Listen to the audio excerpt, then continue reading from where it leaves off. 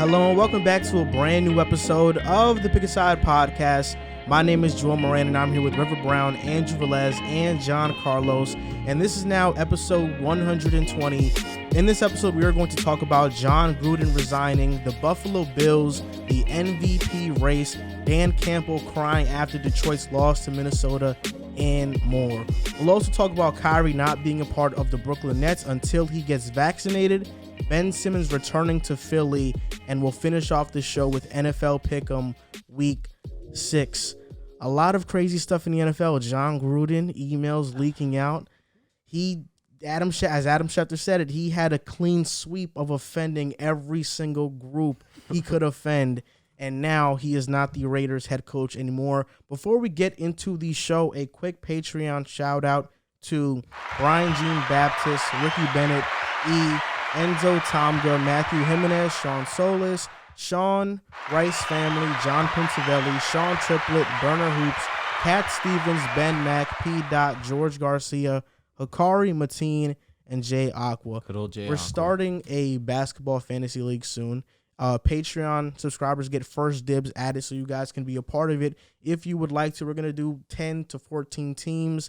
I researched that like 10 to 14 is a sweet spot. Like 10 is casual, 12 is basketball. You have to pick up a lot of players in the waiver wire, and 14 is for the hardcore basketball fan. Are we doing categories or are we doing points? Got to be categories. Yeah, categories is pretty lit. It actually, you gotta be on. You got to know. I've never built a fantasy basketball. Am I gonna have before. to backpack again? You can do it. I got it, So yeah. if it's categories, it's categories. Word. I'm just gonna see what Google recommends. If you want to build it, you can build it. I already know my first pick.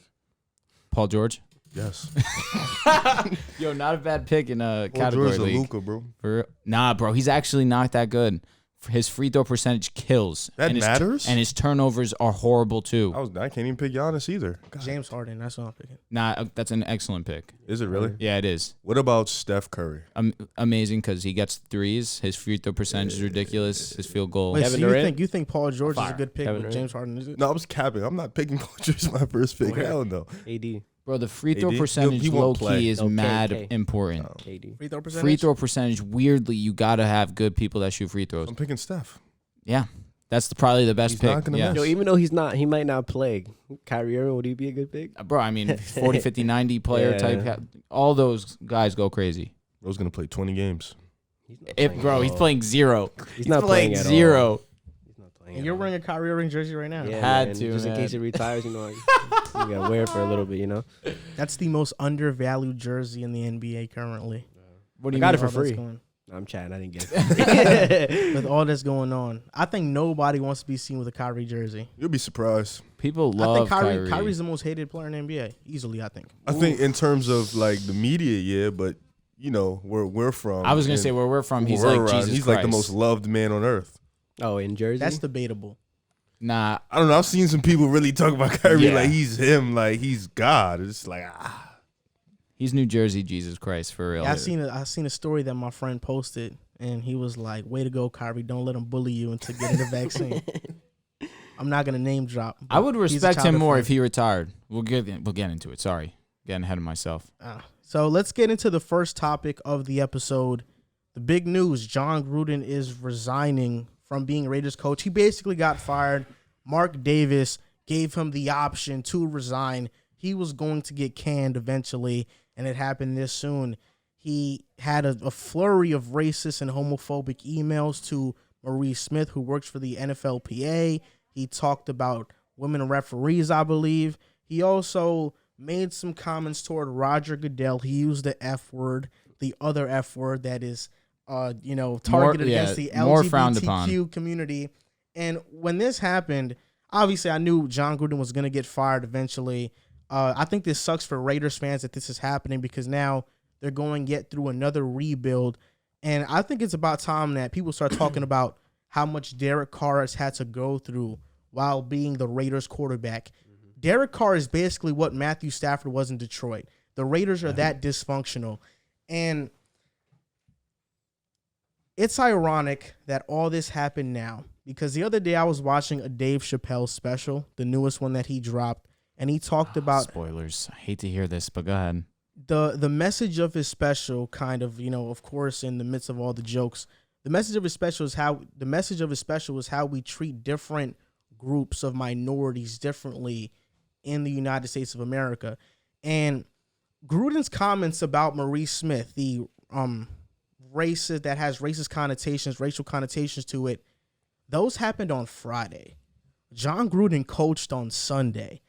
But what ultimately did Jon Gruden in was, once those emails leaked and the Raiders didn't fire him, they said, here you go. And the anti-gay emails and the misogynistic emails came out, and that's what got Jon Gruden fired. And Dave Chappelle kind of talked about it in his special, how we treat different minority groups differently, and people get canceled much easier for being anti-gay or going against the LGBTQ more than they get canned for being racist. I think if Jon Gruden's, if the only comments that came out were against Maurice Smith, I think he would still have a job. That's a fact. But because these other flurry of emails came out, he's getting fired, and I think deservedly so. I think he should have got fired for both. Yeah. But I do believe he should have got fired on Friday and not on Monday. I think it should have been happened because I think the racist email was enough to fire him. That's special. It's new. Like, that's the new one that just came out. The one that I think they were talking about it, how Netflix said they're gonna keep it up.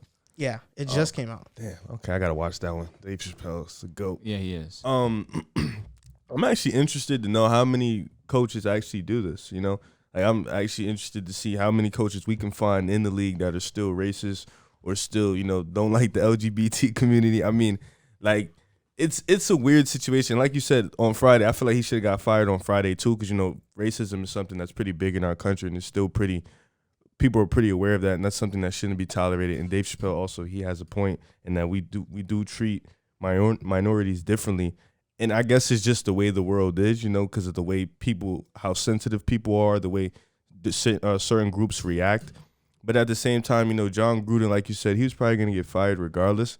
This was kind of the kicker in the head. He shouldn't deserve a job at all anywhere, to be honest. Mm-hmm. And he should be blackballed from coaching anywhere in any league, because this is a fucked up situation. I mean, like, I'm reading up right now, and he told Goodell that Goodell should not have pressured Jeff Fisher, coach of the Rams at the time, to draft queers, and he was referring to Michael Sam at the time, who came out and spoke about how he was gay. So I think shit like that, like, and I have people, like, I know people that are gay. I have friends that are gay. I have, so it's like, it's nothing. I don't see a problem with it. Jon Gruden, clearly he has a problem with black people. He has a problem with gays. We can't have people like that in the NFL, which is like a big community, and we should open up more to that. I just don't understand his mindset. I don't understand how they didn't know this coming in. And like you said, they probably weren't going to fire him if all these emails didn't pop up, and he was probably going to still have a job. To backpack off but what both of you guys said, there's jokes that are funny, and then there's jokes that are clearly not at all, and some that just take things to a level that it should never go to. Jon Gruden made multiple of these in these emails. Whether he will tell you or not that, he has no malicious intent in what he's saying, sometimes you need to think a little bit before you speak. And obviously these are emails, these aren't actual words, but if he were actually on the phone, I was talking to my brother about this. Never leave a paper trail. If you're going to do something dirty, you got to do it over the phone. You do it over email, you do it over text, you're going to get busted. There's an old man acting the way that he's probably acted his entire life, and he's finally paying the price for being, to a degree, a terrible person. Like you said, Riv, I don't think he'll ever coach in the NFL. He can kiss the Hall of Fame goodbye. This is one of the more highly regarded head coaches in the NFL today. Off what he did 20 years ago in 2001, I believe, when he brought the Buccaneers to the Super Bowl. But no one's going to remember him for what he did on the field now. Sure, there'll be the football heads that remember what Jon Gruden was as the coach, but ultimately what he should be remembered now is as a terrible human being. I mean, I agree with what all three of you really said about Jon Gruden. I don't think there's a place for that in the NFL or in any league in particular. This is a guy, like, when I used to watch he used to do Monday Night Football and everything, and the quarterback rooms, like, I used to, like, I don't want to say look up to him, but I would look forward. Grinders. Yeah, Gruden grinders. I would look forward to watching him, and just hearing about all those emails that were leaked and everything, it just changed my perspective as him. And like just backpacking off what Drew said, I mean, no one's gonna remember him for that Super Bowl win in 01 with a quarterback that wasn't really that good. Yeah, for real. You know what I mean? So, and another thing, I don't really know what's gonna happen with his contract situation because he was making a lot of money, so he's not making that anymore, right? Once you're terminated from the NFL, Bro's on you get $100 million guaranteed. deal. he ruined the bag. I think that I don't money, know either. That money, I believe, was guaranteed. Yeah, man. But Gruden Oof. said, "I won't steal from the Raiders." Now that he resigned, and we'll see if he takes that money. I think it was good that you brought ESPN up because they put out a statement about Gruden and how it's unacceptable. He Yeah. did this while he was working for ESPN. Yeah. We So know ESPN was oblivious to this, but I give them the benefit of the doubt. It's not like they knew that Gruden was doing this while he was there. It's just a bad situation all around, and I think this is something that's going to tear the Raiders apart for this entire season. Oh, yeah. I don't think they'll bounce back from this, and the interim head coach, Risk Basadi, I believe, he's a special teams coach. He's now the head coach, the interim head coach. He was Jon Gruden's right-hand man. He is Jon Gruden's best friend. He could be racist too. He could have all those same feelings, and if Jon Gruden has trusted him and has brought him along on his coaching staff time and time again, I don't doubt it. I would have probably made Gus Bradley the interim head coach because he just came in. He might be cool with Gruden, but he doesn't have ties to his coaching staff for so many years. I'm not too sure about this interim head coach. I think the Raiders are going to clean house after this season regardless. We'll see if Mike Mayock stays there as well. But this is all around just a horrible, horrible situation. And I was talking to my cousin about it, and my cousin didn't quite understand why the remark that Gruden made towards Maurice Smith was racial. Because I can understand where that confusion comes in because the remark was basically making fun of his lips. He said that his lips they're as big as Michelin tires, right? And on the surface, it doesn't sound like a racial remark because you're comparing somebody's facial feature to an object. It doesn't sound racial, but you have to understand the connotations behind how cartoons and shows have portrayed black people throughout history. That's like somebody calling me, nicknaming me rice and beans. That has racial connotations because I'm Spanish.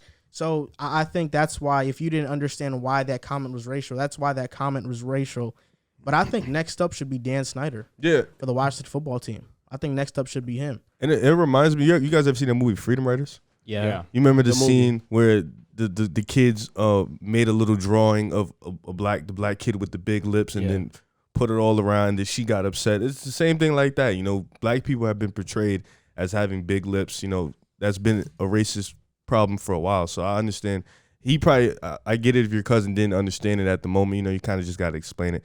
But like you said, I feel like best friend to Jon Gruden, you got to get everybody out of there. If you my best friend, I'm a racist. Like if you my best friend, you know me. Yeah, you know I'm a homophobe. You might be that with me because you accept me for who I am. You're my best friend, so you accept that I am that type of person. So if that's the case, if he accepts that, this is possibly he could be the same type. Birds flock together. He could be the same type of guy Jon Gruden is. You got to get him out of there. I mean, the whole clan got to go. Like him. Like I'm not like anybody that was friends or close ties with Jon Gruden has to be gone because you can't have that type of actions in the NFL. Don't the Raiders have an active gay player on their roster right now? Carl Nassib. Oh my God, I would love to hear what he thinks deck about all Jon of Gruden, this. like. That's super that makes unfortunate, sense. man. We'll see it in the press conference sooner rather than later. You probably already spoke about it. It's crazy because just watching them throughout all these years, commentate, interview the best quarterbacks coming into the draft. I would have never thought that this guy was like that. Carl Nassib came out when Jon Gruden got hired. It was at that same time. Man, that's interesting. But I don't know how you can have these kind of thoughts. Meanwhile, you're surrounded by African American players or black players. He probably hated his job. I don't know that, man. I just football. think that the head coaches have a power trip. If you think about all the times you played basketball, you played basketball, you played basketball. I played baseball. I played basketball too. Okay, athlete. These coaches, did I miss? I didn't miss. You look at some of the coaches that we probably had over the years. These coaches felt like they had this authority over us, and now you get to the highest level that you could possibly get to. It's multiply that times 30, times 40. Like these guys definitely are over the top in terms of when it comes to we're doing things my way. And they see these African American players, and they are probably more stronger in that belief towards them than they are regular white people in the NFL. If I was a Raiders fan, I'd just be happy that Jon Gruden didn't prematurely trade or release Derek Carr because there was rumors about it that Jon Gruden didn't vibe with Derek Carr all that well. So I'm just glad Derek Carr's still there if I'm a Raiders fan, because they could have started off the season with Marcus Mariota. He would have been their guy. I know they were high on Marcus last season at least. Yeah. Boy, it's poop. Jon Gruden loved Marcus Mariota coming out the draft. I mean, this season seemed like it was going to be the same old Raiders season. You know, they start out really hot, and then, you know, they towards the middle half of the schedule, they start going down. They're 3-2 at the moment. 8-8. What was your prediction? Your overreaction? Overreaction was they make the playoffs. Oh, yeah, you're wrong now. Hey, but your first statement was that they wouldn't win a home I'm game good. I'm good so far right now. It's possible Yeah, they might not far. win the game in the division. I'm good so far. I do think Derek Carr is great enough of a leader that he's going to rally. He'll get this a couple. Team. Yeah, I don't think that they're just going to fall off. I think Derek Carr is going to rally that locker room and get some wins. They got Denver this week. That could be a win. Legit could. No, you know it could. Stop. It's a division game, so obviously anything. But I can need happen. you guys to win. So you look good. Hey, Yes, I got I need you guys to They're win. not going to go. They're not going to go winless within their division. Stop. That would be crazy, bro. Listen, they're 0-1 right now. Give us some time. Yeah. You know, The Jets might do that this year. you guys. That's without a doubt. But regardless of that, the Raiders are interesting because obviously their defense is spotty. There's some weeks that it looks good, some weeks it looks bad. Overall, I'm not high on the Raiders' defense. And offensively, I don't know. Their offensive line is shaky still. Darren Waller really hasn't been like that other than week 1 where he had 19 targets, a ridiculous amount, and he had an excellent game. But it's like it just seems as if there's not one player consistently doing it for them other than Derek Carr to a degree. But these last couple of weeks, Derek Carr's looked all right, truthfully. And maybe it's finally the O-line and the pressure actually getting to him, the lack of run game. I don't know what it is, truthfully, but there's a lot of things going on that I'm not believing in the Raiders. The whole team's in. You try to throw jabs at the Jets, and he literally said, "We're not going to win a game." I said it could happen to the Jets. Yeah, that's what he said. He said Might it's be the likely. Dolphins, I though. laughed. The reason why might beat the JC says Dolphins. that is because the AFC East isn't particularly good. I think the Jets could have won a game in the AFC East, but It's the the team at the Dolphins. top right now is the Bills. It's And I hilarious think- though, because you told me before the Falcons game we're gonna win, and Zach's gonna go out there and he's gonna have a It was dance, close. and you lost. He had to dance in the fourth quarter. Good job. He was doing bachata out there. Yo, why is he so trash in the first half? I don't know. The team. I think that game was mostly him. I forgot what you. Yeah, it was. He's right. I forgot what you put out. It was like first half Jets are this, second half Jets. No, are it's first half. Zach Wilson's Drew Lock. That's what it was. Second half, he's Josh Allen. I'm dead. That's so facts. We have no running backs. Now, Michael Carter looked good. Mike Carter's pretty good. He's not that good, bro. I just think To that me, your O he's line not right now, that. which He's is not. fair. But let's go.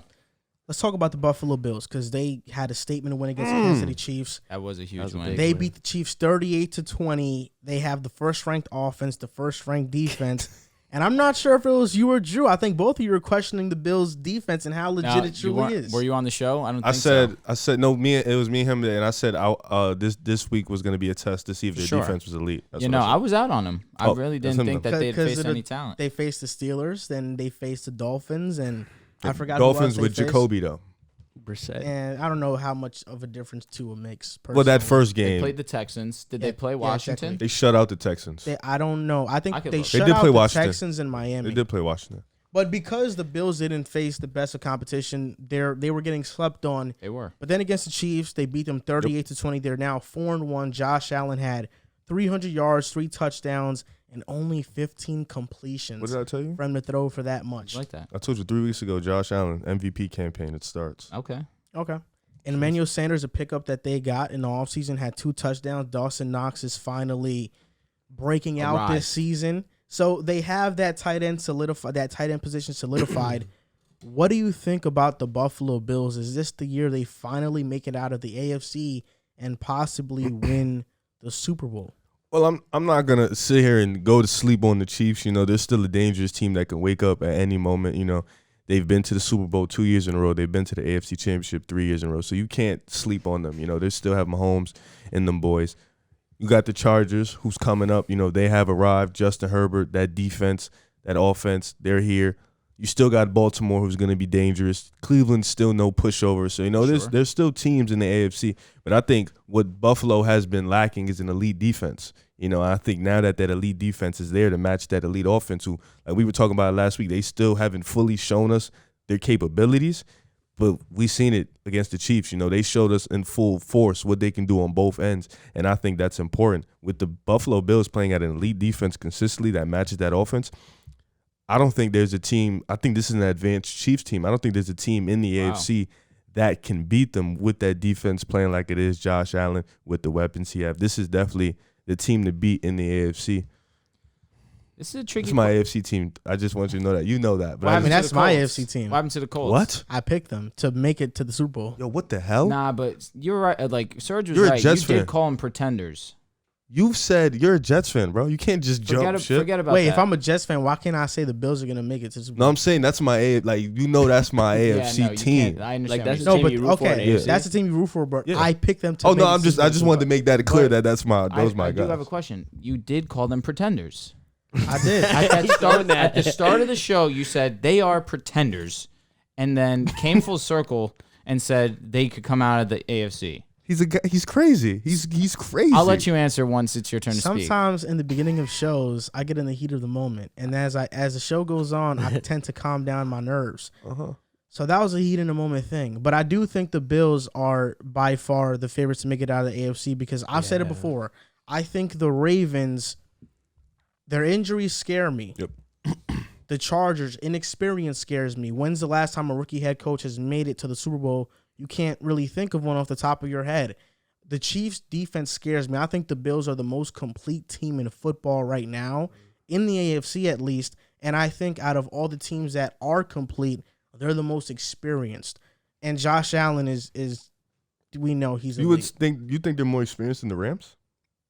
AFC King. Oh, I thought you said league. Pardon But me. even the Rams, I don't trust Stafford in a playoff game, in a playoff setting. I don't trust him. I don't know, bro. You trash talked him early on Thursday, and he ended up clutching up the W.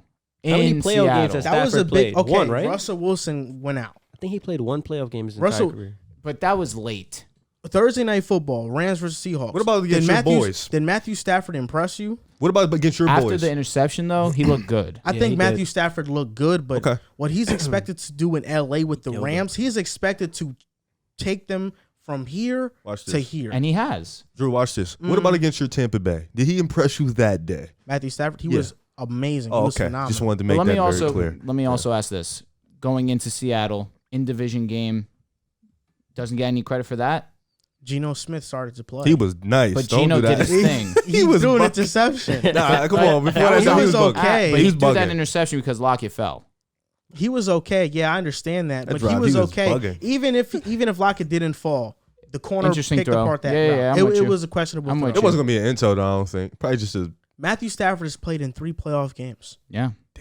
I don't know if I can trust him against a Tom But Brady. Josh and Tampa Bay. Allen's played how many playoff games? 5. He's won one already. But He choked one too. he did. Well, I wouldn't say he choked it. He's won 2 already. Oh yes, Against Houston, he did choked choke one. that. Against, I mean, was it him choking or was it Deshaun Watson Oh, so that's what getting we're doing. tackled from 2 angles and still Oh. escaping a He sack? choked. They were up. They were up big. They were up It was like big. He blew 16-3 or that. something like that. Couldn't score after that. The offense got stagnant, but I think Deshaun Watson going full on Deshaun Houdini really is what got them over the top. The Bills won 2 playoff games last year, Yeah, and they did. Josh They Allen did. played phenomenal. No, for sure. You know, Matthew Stafford is yet to win a playoff game, and He was with the Lions his whole career. Yeah. What can you do? You look at Josh Allen. They put up the stat that he's damn near flawless in the red Yep, zone. no, he he's doesn't amazing. make mistakes. He's amazing. Matthew Stafford, whenever it's a close game, it's in the 4th quarter, there's that feeling that he could throw an interception. And there are some quarterbacks you have that feeling with, and there's some that you don't. Tom Brady, the same thing. Like, when there's a 2-minute drive and you know Tom Brady has the Oh, it's ball, game. you have no doubt he's going to score. With Yep, Stafford, every time.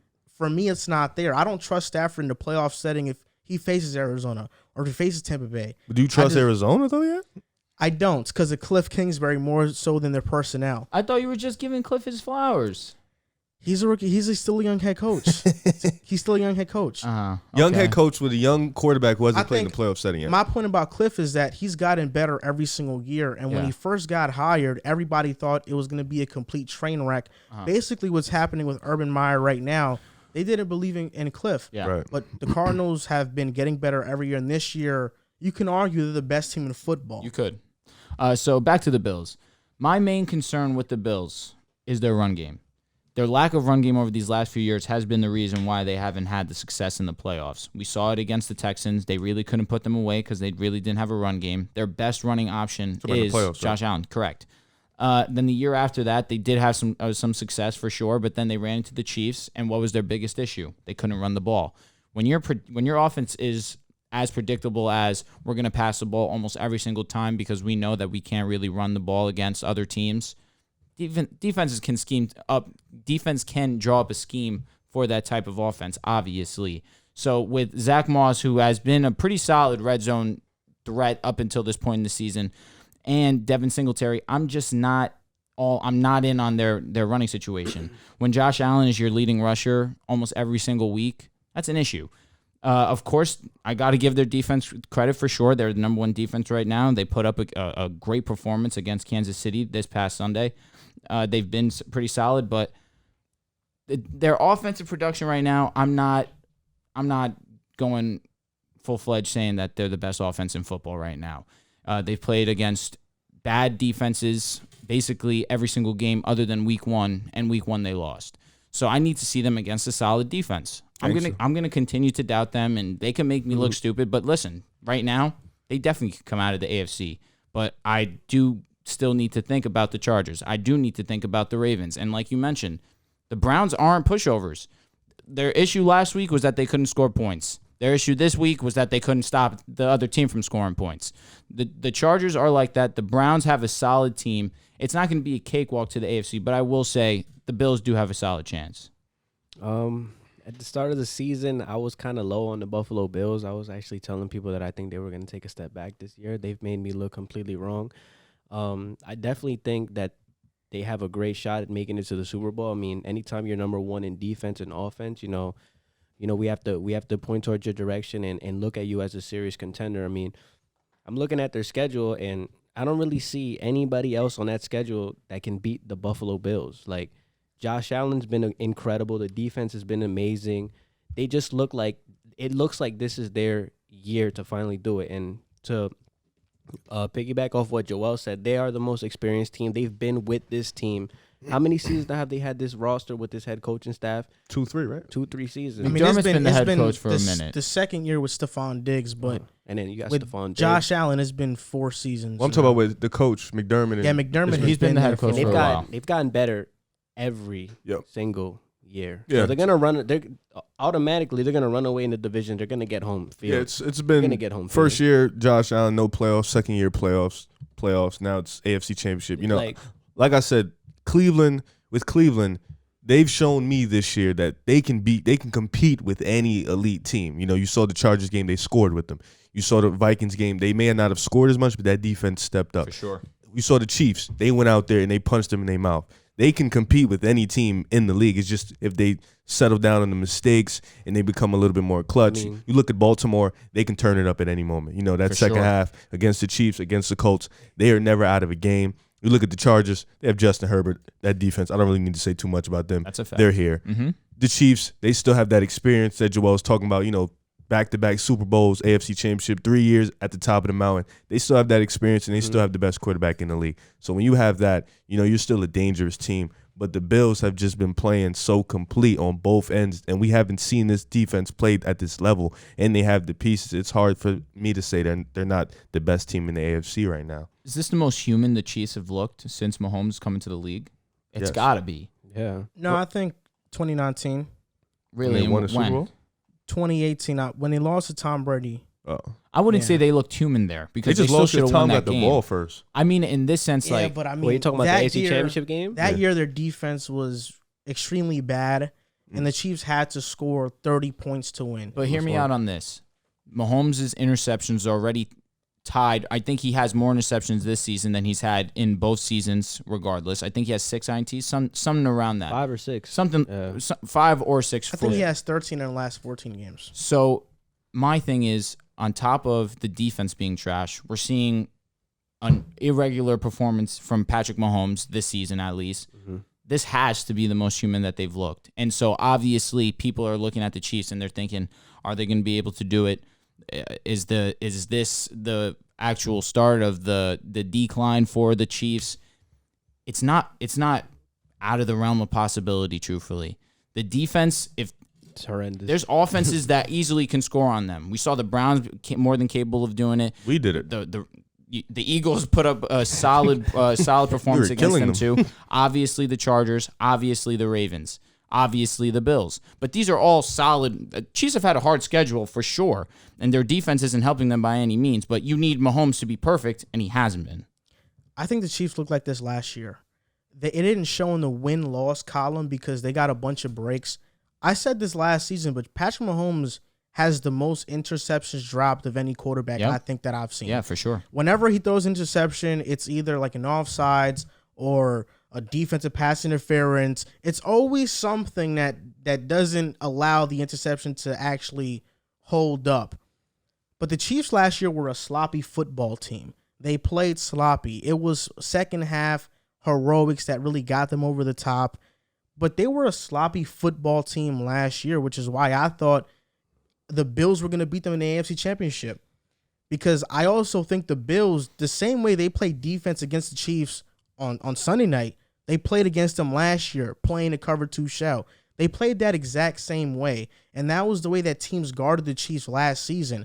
This year, Patrick Mahomes, he's making riskier passes because he understands my defense is not going to stop anybody. So he's trying to make up 14, 21 points with one throw. He's not taking the layups because since they're taking Tyreek Hill away, you have these other players underneath. I also think that the Chiefs have to stop running in 3 wide receiver sets because the only good great wide receiver on the Chiefs is Tyreek Hill. Anybody else is not good. Sammy Watkins was good. He's not there no more. Do you trust Demarcus Robinson? Do you trust Brian Pringle? He hasn't been bad. Do you trust McCole Hardman? I mean, these guys aren't. You trust him though. These guys aren't good receivers. I would rather go out in 2 tight end sets and try to. And teams are telling the Chiefs run the ball.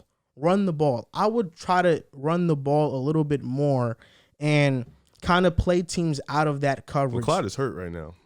Yeah, Clyde is hurt. But Darrell Williams isn't a slouch. He's about to come in and do his thing, actually. I just think that the Chiefs played sloppy last season, and now it's finally catching up to them. I still think they're going to make the playoffs. Whether or not they're going to win the AFC West is still up for grabs.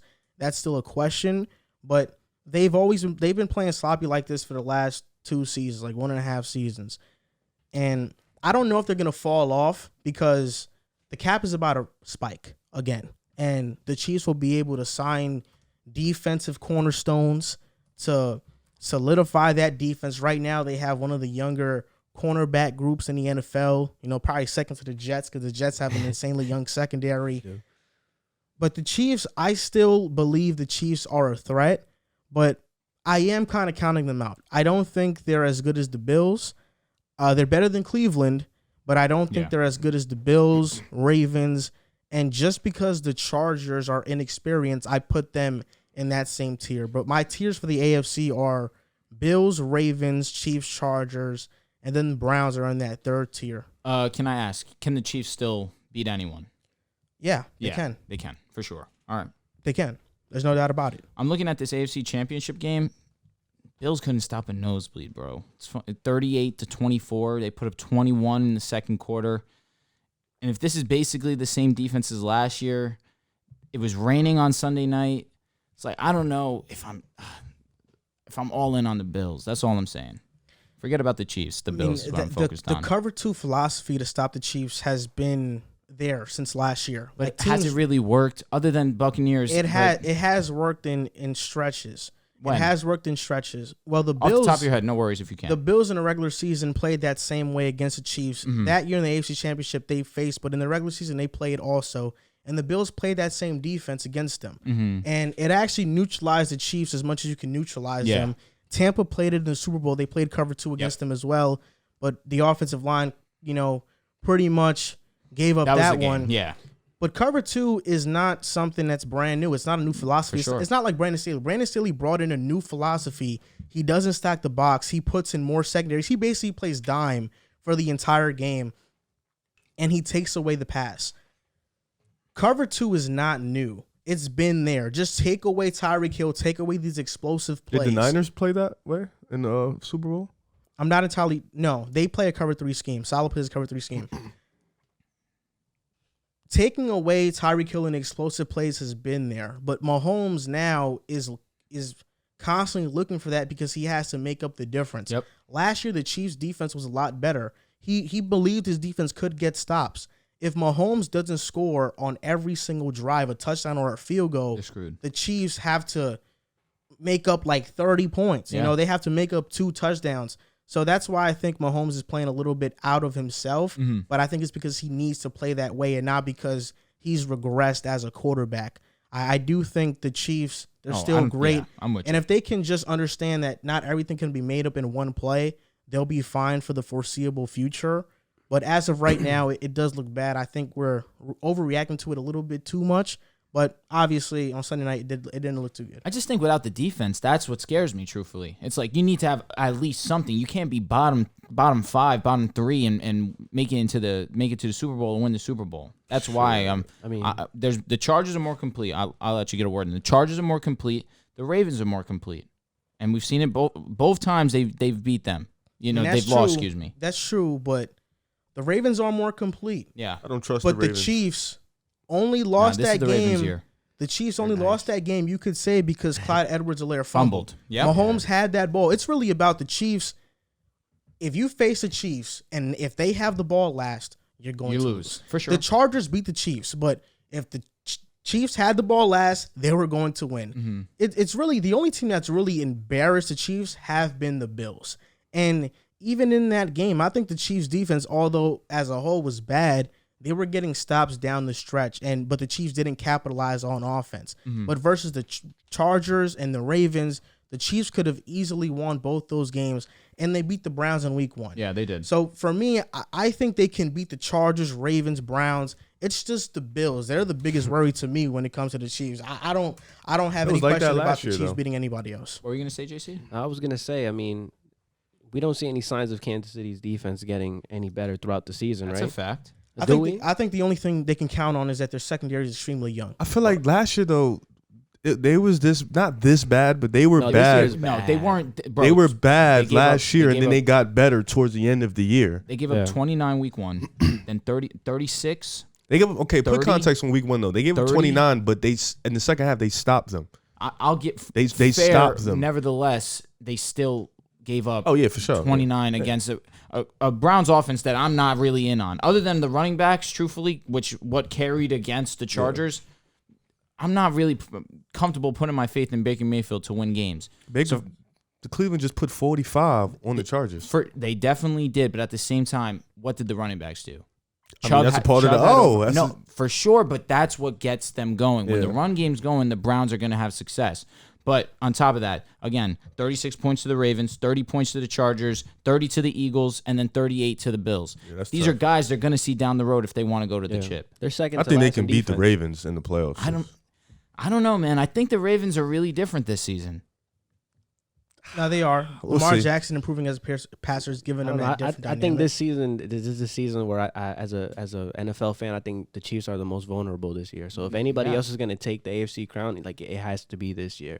Yeah. I just think it's the Bills because they have the number 1 ranked defense, and then they're so good on defense, but then they're so good on offense they can put points on you. That's like a recipe for a team that should be able to win the Super Bowl. It's nothing to take away from them. Number one is always impressive. They're favorites right now, but you got to look at Tampa. who they've played. They're playing against defenses that are not the best or among the bottom in the league. They play Titans next week, right? I built something like that. You said right. defenses. Defense. So your question about the Bills is defense. No, he's saying the Bills have number one. No. No, not at all. But I'm saying right now they're number one in offense because they have played I terrible thought Arizona defenses. was one in offense. No, No, not anymore. Not in points. But the 1 week that they played against a solid defense, they lost. So I'm saying I'm not ready to commit fully to the Bills because we haven't seen them, other than the Steelers, play a solid defense. But and have success. are you not fully ready to commit to the Bills being the number one offense at the end of the year? No. Or just having an elite offense? I don't think they'll be the number one defense at the end of the excuse me. They won't have the number one offense in the league. Defense, given their schedule, they definitely could. And the way that they just put out Mahomes this past Sunday, I have to give let's them their respect. let's say they're not number one at the end of the year. If they're like number 4 or 5, You still got to give them their credit, of course. they're still man. elite. That's Yeah. why for me, I think if they're 7-8, still. I'm just saying That's 1-1 obviously is something you got to look at and marvel at, but I'm not ready to give them all this praise just because of the talent that they've played. I feel like that's why to me, I just, even though I know they face some talent that's not so good, I still think that offense is elite. Sure. When I think about NFL teams, I think the Bills have a top 5 offense. When I think about their defense, I think they have a top 5 defense. But do you think that they could have this success in the postseason without a run game? They had it last year. But when they needed most against the Chiefs' biggest weakness, they folded. The Chiefs don't run. I'm not saying that they don't run. I'm saying that they needed to run. The Bills needed to run to win that game. They were very one-track minded. We got to pass the ball, and it really didn't work out too well for them. I personally just don't believe running the ball is that big of a deal in today's NFL. Interesting. I think most teams that have won have kind of been pass heavy. The Kansas City Chiefs have been pass heavy. Bucks. The Bucks have been pass but Lenny heavy. had an excellent game. Fournette played awesome. Also, Tom Brady had an MCL injury there too. Mm-hmm. I think most teams now are pass happy. We look at pass Cleveland; league. they're the best running team in football by far. Yeah. The reason nobody puts them as Ravens. contenders is because you can't trust Baker, For sure. and their passing offense isn't that great. I'm with you. Josh Allen, I think, because of the threat to pass, but also he can move and he can get on the ground. He can get you first downs on the ground. Last thing I'll say about this. Sorry to cut you off, King. Last thing I will say. These championships, the Chiefs, the Bucks, Damian Williams had an excellent game. If Mahomes isn't the quarterback of the team, he's probably a Super Bowl MVP. He's probably the Super Bowl MVP. yeah, but James White, same thing against the Super Bowl with the Falcons. James White should have been the Super Bowl MVP. Over Edelman? No, with the year that they came back against the Falcons. Edelman won that year. No, Now- the Falcons. Nah, trust me, guys. Tom Brady won the MVP. Tom Brady did win but against the James Falcons. White had 3 It was touchdowns. Edelman. You sure? Nah, against King. Look it up. Look it up. no, The Rams. Edelman He won made against the the Rams. catch. Made the catch. Oh no! Yeah. You talking about who won for the sure. Super Bowl I'm saying MVP? the Super Bowl MVP. Brady won it, but I'm saying James White had 3 touchdowns. We got to realize how significant running backs are come playoff I time. do think it was Edelman, but I think the Niners Nah, trust had me. an Against the effective run Rams, he game. won Super Bowl and that was MVP. important for I them. thought you said Falcons though. Exactly. Falcons, James White should have won Super Bowl MVP, in my opinion. 3 touchdowns, over 100 yards. But you said Brady won He did win the MVP. against the Falcons. Yes. Okay. So regardless of that fact, You searching it up? I mean, yeah. you What can year just was trust it? me. What year was it? 2019? Nah, 2015 because the That Broncos was a won minute 2016. ago. Or no, 2017. I'm sorry, King. But regardless of that, running has been proven throughout these past few years that it needs to be there in order for your offense to really be effective.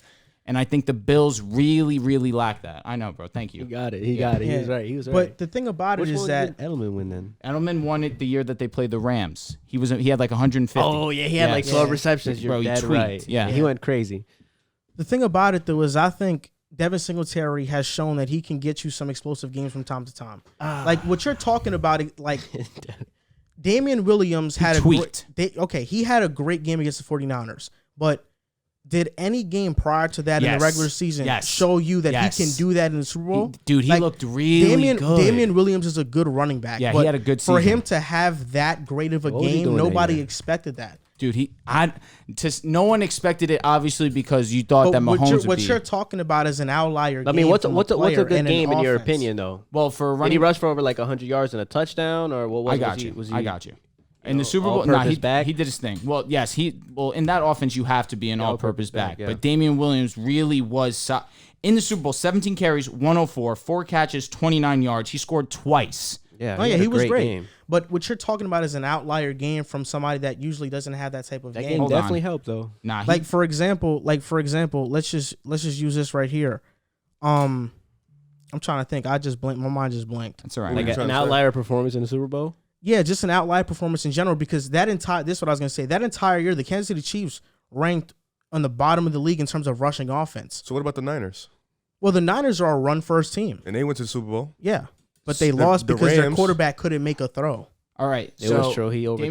Damian Debo. Williams took the spot over late. There were some injuries.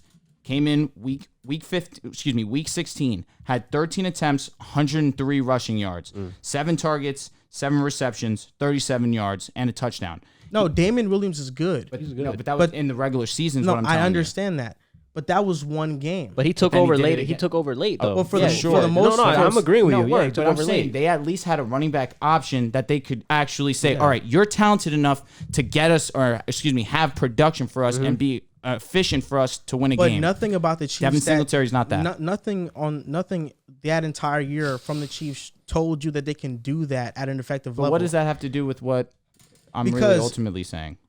The Chiefs were a bottom run team in the NFL. The Bills are not a great run team. Exactly. But the Chiefs still made it that far because they had one game from a player. The Tampa Bay Buccaneers, they were not a run team, but they had a couple good games from Leonard Fournette. Ronald You Jones don't- was solid all season. He was okay. I mean, right. he was. He had a You solid couldn't really season. trust him on third downs. He was okay, but they're not a run first team. No way. They passed the ball. But Most they of still these- had that option. Yes, but most of these teams are pass first. For The sure. Bu- Can for sure. can the Bills in a game where the pass is getting protected heavily, where they're running soft coverages to, mitigate the threat of deep threats, can Devin Singletary receive about 8 catches out the backfield or 5 catches out the backfield and do something on the screenplay? He can. I don't know I if mean, he showed me that. Damian Williams' touchdown in the Super Bowl was how he took it pretty far. It was basically, It was a decent touchdown. yeah, it was on a screenplay. It was on a broken play from the defense. So I think that you can see that. What I'm saying is that those teams had bottom rush offenses in the NFL. The Bills have a bottom rush offense. What got them to the Super Bowl was not rushing the ball. Elite passing. It was an elite pass game, and analytics prove that elite passing game mitigates that option of a run. Is the running game still effective? Damian was like that. I feel like if you have a man. balanced attack, though, you Bro, should be all and right. I'm sorry, that was 2018 that I read you that. That 2019 season that they went to the Super Bowl, Damian had 196 rushing yards in the playoffs. In a game. But no, I'm saying throughout I the was throughout gonna the say. playoffs. Crazy. 196 in 3 games, that's not bad. 2 touchdowns.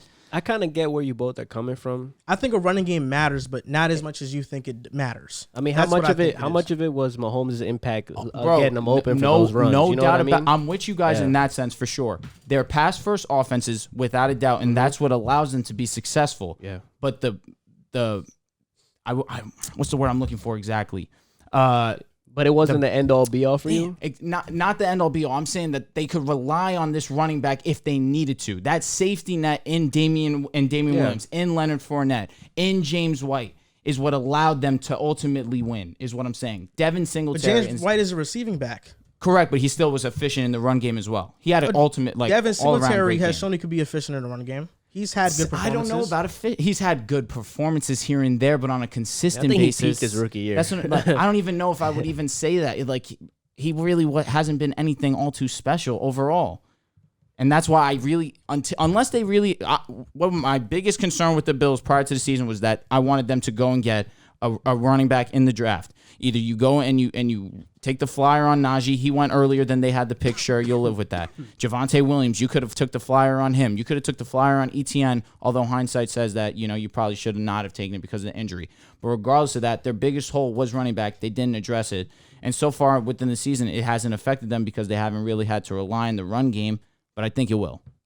Okay, that's actually a Yeah, fair point. I mean, I think their biggest problem was point. pass rush last year, and I think Gregory Rousseau fills that gap for them. Yeah. Is getting your running back for them good? Is it a good move? Yeah, it's a good move, but I just think you look at these run-first teams in the NFL. The Rams last year got bounced out. The Saints got bounced out because they couldn't trust The Breeze. Niners. You have the Niners got bounced out a couple years before, and even then they couldn't go all the way.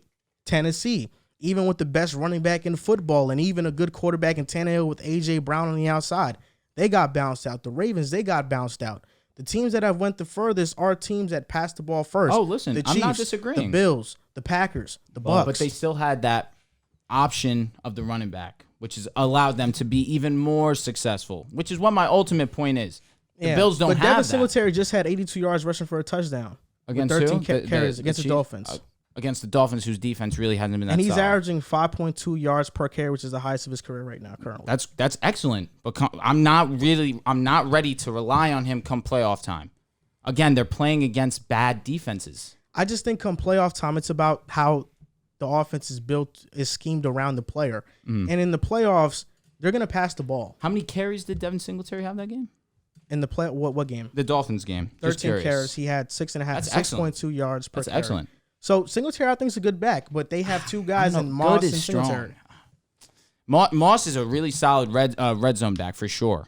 Devin Singletary, he just lacks elusiveness for me personally. No, he does, but I think just it depends on matchups, and most teams in the NFL right now are built to stop the pass, if anything. So, I just don't think running backs matter that much.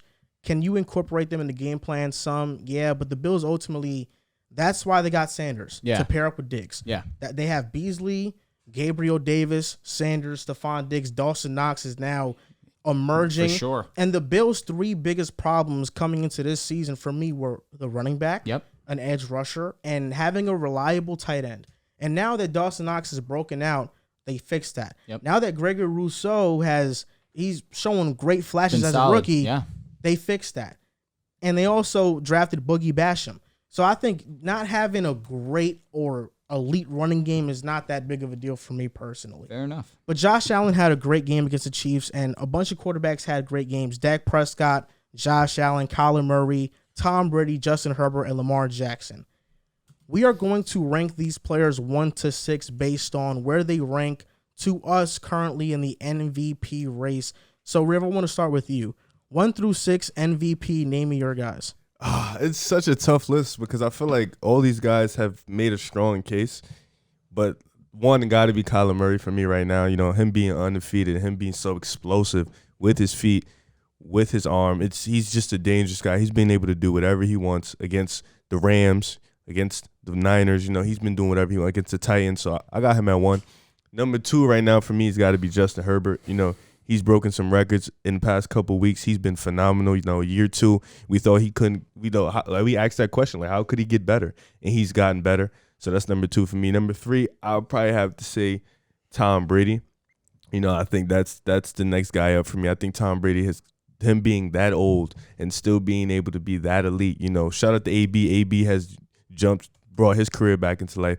But I think he's just been so great and so incredible. At this age, it's impressive. And then, at 5, I got Lamar. I think Lamar being that fact that he's killing those narratives, the fact that people say he couldn't throw, people say he was very inaccurate. Now he's shown, especially last night, 400 yards. He come back win. He's been impressive. Team has been damaged with injuries on both sides of the ball, and he's been able to keep them afloat.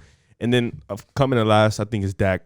Dak has been incredible. I don't think there's a big gap between none of these guys. I think all these guys have a strong case to be any number. Dak at 6 for me because, Dak's been incredible. He's been great also. He hasn't, he's been keeping his team in games, but the thing that's been helping him is the run game is back. Zeke is back. Pollard has been great. I got him at 6 for me. That's my list. All right, so for mine, I have Herbie at 1. I got Brady at 2. I got Kyler at 3. I got Josh Allen coming at 4. I got Lamar in 5, and then I got Dak at 6.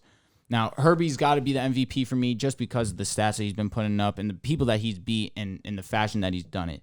Beating the Chiefs was solid. Last-second drive, that throw to Mike Williams was a bold one in my opinion. I didn't think that they were going to actually pass the ball in that situation. Just thought they were going to run the clock out, kick the field goal. But they decided, you know what, we can't risk that. Given the fact we're playing the Chiefs, they scored a touchdown. That was solid. An impressive win this past week, against the Browns. The way that he did it, 5 touchdowns, no interceptions, throwing for over 400 yards. I think in fantasy, he finished with over 50 fantasy points. Something stupid, bro. He was amazing. But I have Brady at 2, actually, over Kyler because Brady leads the league in passing yards. Brady has 15 touchdowns to 2 interceptions. That's 15 touchdowns is second most in the NFL right now. has his team in a great position right now, top of their division. And he's doing this, like you mentioned, at the age of what, 43, 42? I'm pretty sure 44? No, is he 44? He's old. He's 44. Like, what he's doing is something that people are trying to say that given with new modern technology, they believe that quarterbacks are going to be like Brady more often. 44, bro. That is just, you can't make something like this up. Crazy. But he's in a great situation for his offense to be successful and him to have success in that offense. So regardless of that, to still go out there and still perform at the high level that he has, I got to give him his respect for that. Kyler. Now, only reason why Kyler isn't higher on 2 or 1 for me personally is, one, Herbert and Kyler were right neck and neck, truthfully. And with this game that Herbert just had, I just think that he launched himself right into that one spot. And Brady's just been consistent all season long. Kyler, of course, obviously his team's the only undefeated team in the league right now, but he did not have the best of games against San Fran. I get San Fran's a solid defense, division game. You're going to struggle against the team regardless whether they're in your division. But I just would have liked to see more. And given the fluctuation of the MVP list probably for the rest of the season, he's going to constantly be moving up and down this list. But 3 right now is not disrespect at all. 4, Josh Allen. After this week, you could probably debate that he should be higher on my list. I just, again, how we've already had like this 35-minute conversation about the Bills. I'm just not ready to give him as much credit as everyone else might be just because of the defenses he's faced. That's why he's number 4 on my list. Lamar 5 over Dak. Lamar has been miraculous this season. And somehow, if you look at it, his stats have been down as compared to last year. I believe he has a lower completion percentage from last year. But I think that's more in part of him being more willing to pass the ball. And that's what you love to see out of someone that had so many question marks come into the season where you can actually throw the football, be a true quarterback or not. One of my friends, Joey, I have to call him out on this because he said that he thought that Lamar Jackson should be a running back, should transfer over to running back. After that, Lamar comes back against the Chiefs, did what he did against the Broncos, comes back against the Colts. Just ever since, it's been one of the worst takes I've ever heard in my life. But he has been like that with his arm this season, and you have to recognize that, especially after he won his MVP. He had his MVP campaign, lost in the first round that he played in. Again, next season wins the game, but then loses to the Bills. There's people that had questioned his game, and the way that he's bounced back has been huge. And then Dak at 6. Dak's going to move up. Right now, 6 is where he deserves to be right now, but he's going to continue to move up because I don't see Dallas losing many games this season, and it's going to be in part of not only their defense, but Dak Prescott and the way that he's able to run that offense. Ezekiel Elliott has looked fantastic. Pollard obviously has looked fantastic, but I wouldn't say Cooper and CeeDee Lamb have looked what we expected them to look. Week 1, they came out guns blazing, but let's be real. We're seeing more Dalton Schultz involved. We're seeing Cedric Wilson become involved in this offense. We're seeing Tony Pollard become an integral part of this offense as well. It's not the guys that we had expected, obviously, outside of Ezekiel, to really be effective and result in them getting wins because of their play. Dak Prescott has made all these things possible, and I think he will continue to grind, to climb up this list. But I think right now that 6 is pretty firm given the rest of the guys that have shown out. Okay, well, disclaimer, I know I'm probably going to get some heat for this, but I honestly have Kyler Murray last place. Okay. And I'll tell you why, but number 1 is going to be Justin Herbert, just off his game that he had against the Browns, 400 yards. He's breaking records this season. He's been incredible. Number 2, Tom Brady. I think Tom Brady leads the league in passing yards. Yeah, man. I mean, as a 44-year-old, leads the league in passing yards. Just put up 45 on the Dolphins. I know that's not impressive, but he consistently has been doing that his entire career. Then I got Josh Allen at number 3. I also think that he's had a fantastic year. His game against the Bills and just his overall play this year as a dual-threat quarterback, being able to throw the ball, run the ball. He's been fantastic this year. Definitely. Then after that, I have Lamar Jackson. I actually had Lamar Jackson at number 5, but just because of how great his game was last night and the narrative that he couldn't throw the ball and he threw 4 touchdowns, threw 400 yards, and led that comeback, I mean, I think that obviously definitely boosted his MVP rankings up. And then at number 5, I have Dak Prescott. I personally think Dak Prescott's better than Kyler Murray. If you look at the statistics, too, I know Dak Prescott he has more yards, more touchdowns, less interceptions, and a better quarterback rating than Kyler Murray. And then obviously, I have Kyler Murray at number 5. He's had a fantastic season. Team is undefeated. He's been playing pretty good football. But, I mean, I look at this list and I look at all these guys and I just feel like they're more worthy candidates because they just have better statistics across the board than this guy. And it's not, it's not to knock Kyler Murray. I think Kyler Murray is a very, very good quarterback. He definitely belongs in this MVP discussion. But I just think people are kind of like over-exaggerating the fact that his team is 5-0 and they're trying to propel him as like, because I mean, I don't know if you guys heard, but I've seen all over the place that some people think that he should win the MVP because his team's been winning the most games. And I think everybody here on this list has a fair case at being a better quarterback than Kyler Murray at this present day that we're in. So, I mean, that's my MVP list. Mm-hmm. Right now, like I said, I think number one is Justin Herbert. He's just been incredible this season. Chargers been amazing. His game that he just had, I think he's number one right now. Yeah. Top 6 MVP candidates. Number one has to be Tom Brady. How can it be anybody but Tom Brady? He's had 2 5-touchdown passing games this season. He leads the league in yards. He leads the league in touchdowns. He's only thrown 2 interceptions.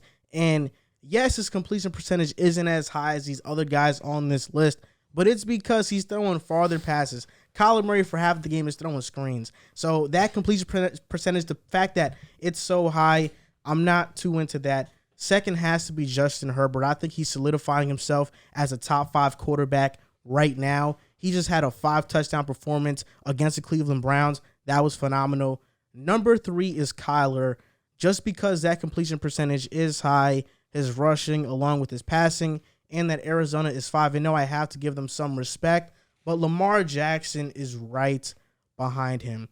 He has more total yards than 18 teams in the NFL. Ridiculous, which bro. is just Ridiculous. Absolutely absurd. His touchdown numbers aren't as high as Kyler or Herbert or Brady or even Dak and Allen, but I think his impact overall is. Then number 5 is Dak Prescott. I think the fact that the Cowboys are winning this much and he's thrown for this much yards and this much touchdowns, he has the best quarterback rating amongst all these quarterbacks currently by a wide margin. He's at 117. Second closest is Brady at 108. Because Jesus. Josh Allen had a great performance against Kansas City, that's why everybody's propelling him to top 3 on the MVP race or top 2. But I think he has to do a little bit more. I understand it was a great game against Kansas City, but his numbers aren't as good For sure, as man. these other players on this list. Yes, it was a great performance, but Josh Allen, amongst all these quarterbacks, has the lowest completion percentage. He is tied second in touchdowns. He has 2 interceptions, but in quarterback rating, he's the lowest on this list. So 1 through 6, I have Brady, Herbert, Kyler, Lamar, Dak, and Josh Allen. Those are my 6. Kyler has a 113. You're right. Yeah. So You're right. I had to give my boy some his flowers. He right there. Are we disrespecting not having Staffy on this list at all? I feel like I think the top 6, those 6 guys, I don't think it's disrespectful. nah, it low-key might be. I mean, 12 touchdowns, 3 interceptions, third in passing yards. His completion percentage, he's throwing 68%, which is higher than Herbert, higher than Lamar, lower than obviously Kyler, who's got a 75, which is ridiculous. And Dak, he's at 74. Dak's at 74. That's also ridiculous. And then Josh Allen's at 62. Matthew Stafford has been his average yards per attempt is 9.2. The offense that they're running has been pretty great against the teams that he's needed. Who would you put him over? Right now, it's not probably over Allen, probably over Lamar, probably over Dak. I can't put him over Lamar. Not after last night. I'm sorry, bro. Not even that. Lamar has 3 fourth-quarter comebacks and 3 game-winning drives this year already. I don't know, man. Matthew Stafford has been amazing. I think come end of the season, he'll probably be top 3 in yards and touchdowns. And only 3 interceptions. Lamar has three interceptions. How many fumbles this season? A lot. 2 minimum? 3. Yeah. But he's carrying the Ravens right now. No doubt, bro. And I'm not going to take I that don't away think from him. Stafford's carrying the Rams. That's why I don't think know. Lamar's just better. 4-1. I'm pretty sure they are 4-1. 4-1. The offense. He didn't look good against the Cardinals. He didn't look great against the Colts. He didn't look great against the Cardinals. Against the Colts, he did what he needed to do. But he didn't look great. I wouldn't say he looked great, but they were again at Indianapolis. Still came out with the W. And against Seattle, he didn't look good.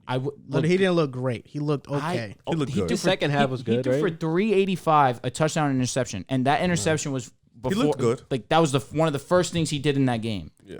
So to bounce back again, especially in the 12 in Seattle, I got to give him his That respect defense is terrible, though. Who, the Seattle's? Yes. Yeah, bro, it's bad. It's really bad. The worst defense in the league. But regardless, anytime you go into Seattle, that environment and in division, it's a tough matchup, and he did his thing.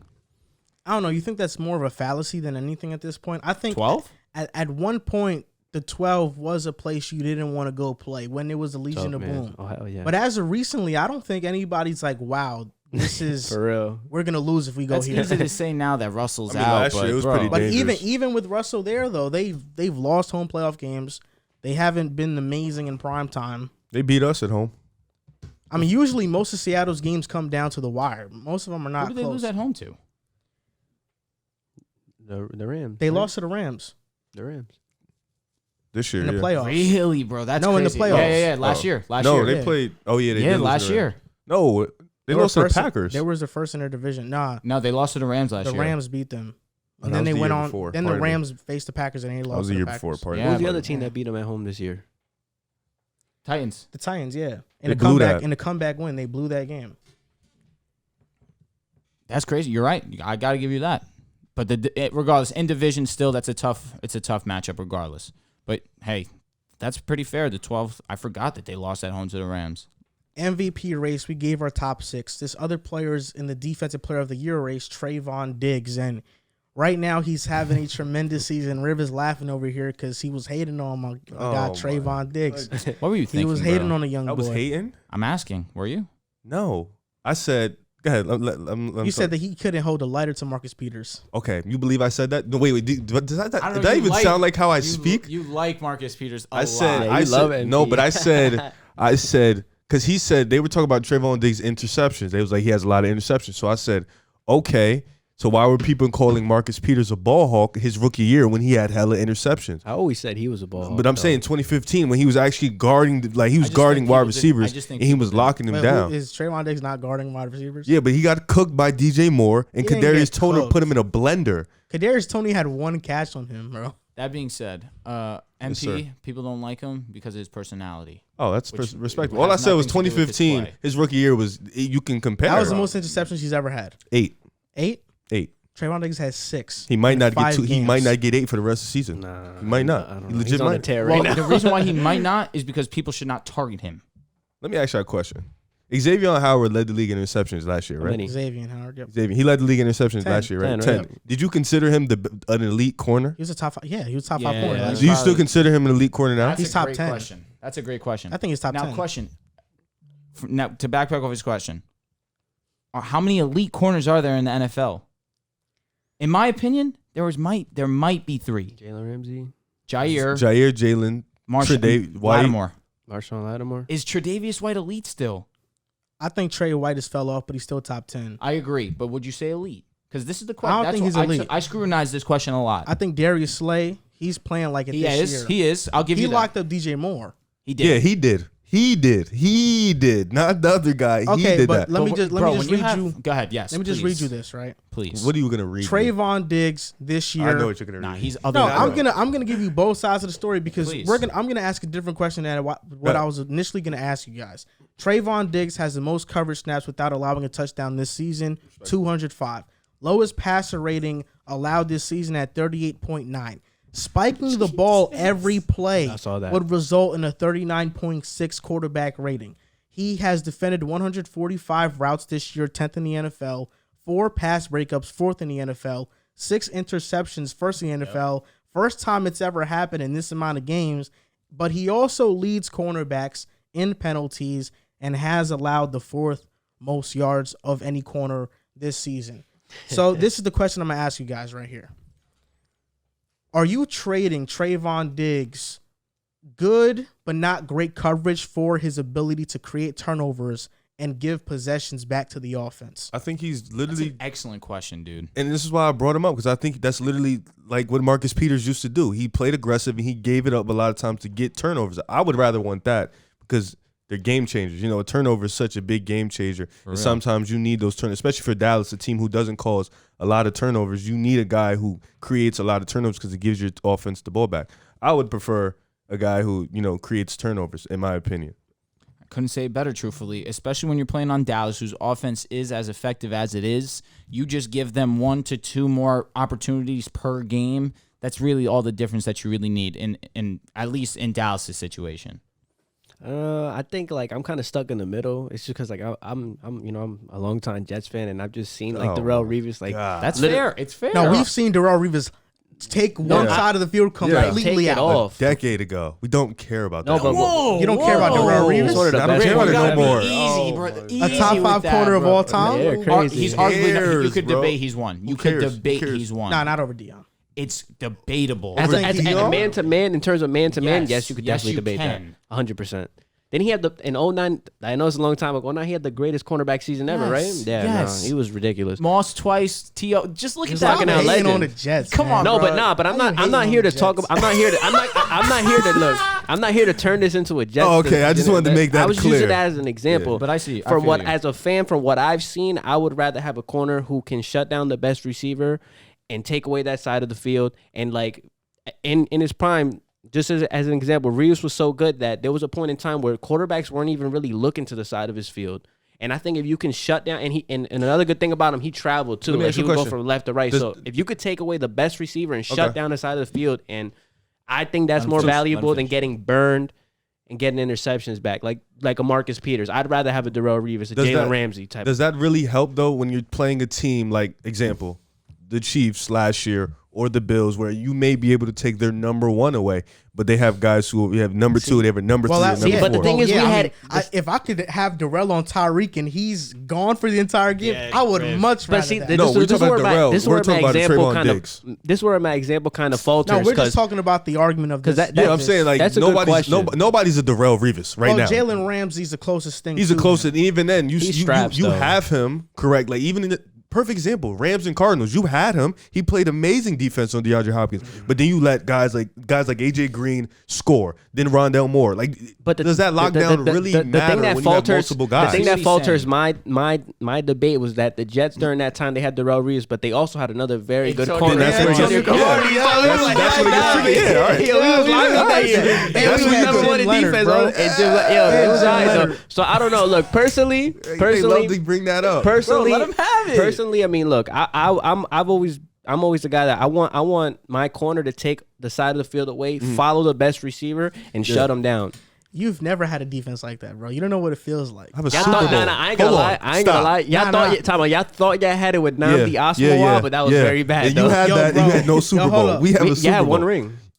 I saw it. I Okay. vividly saw that had- ring. all right, bro. You You didn't saw see one it. ring, bro. Yo, Okay. let's just You talk saw about one our championship, defense for a okay. second. Oh, here we go. Going Darrelle to Jets Revis, talk. Antonio Cromartie, Lito Shepard, Yeah, I remember. Kyle Wilson was an okay slot. Jim Leonard, Rhodes. bro. Leonard, Yo, Leonard David- underappreciated, bro. He Jim was Leonard was solid. nice. Yo, He was. David Harrison, Bart Scott. Bro, Our team was good, but like we're reminiscing. I Yo, was who just was our other rem- safety? Our other safety was nice as I hell. don't know, It was bro. Jim Leonard. I know and it was Eagles. Eagles Kerry team was Rhodes. like that. Kerry I think Rhodes his was team nice. was I don't like think that was that. with Ring. Darrell. They're though. not hating. They're just appreciating what they No, but have. I was just using it as an example. But then, like, that question kind of made me falter because we had Antonio Cromartie, who was also another very good corner on the other side.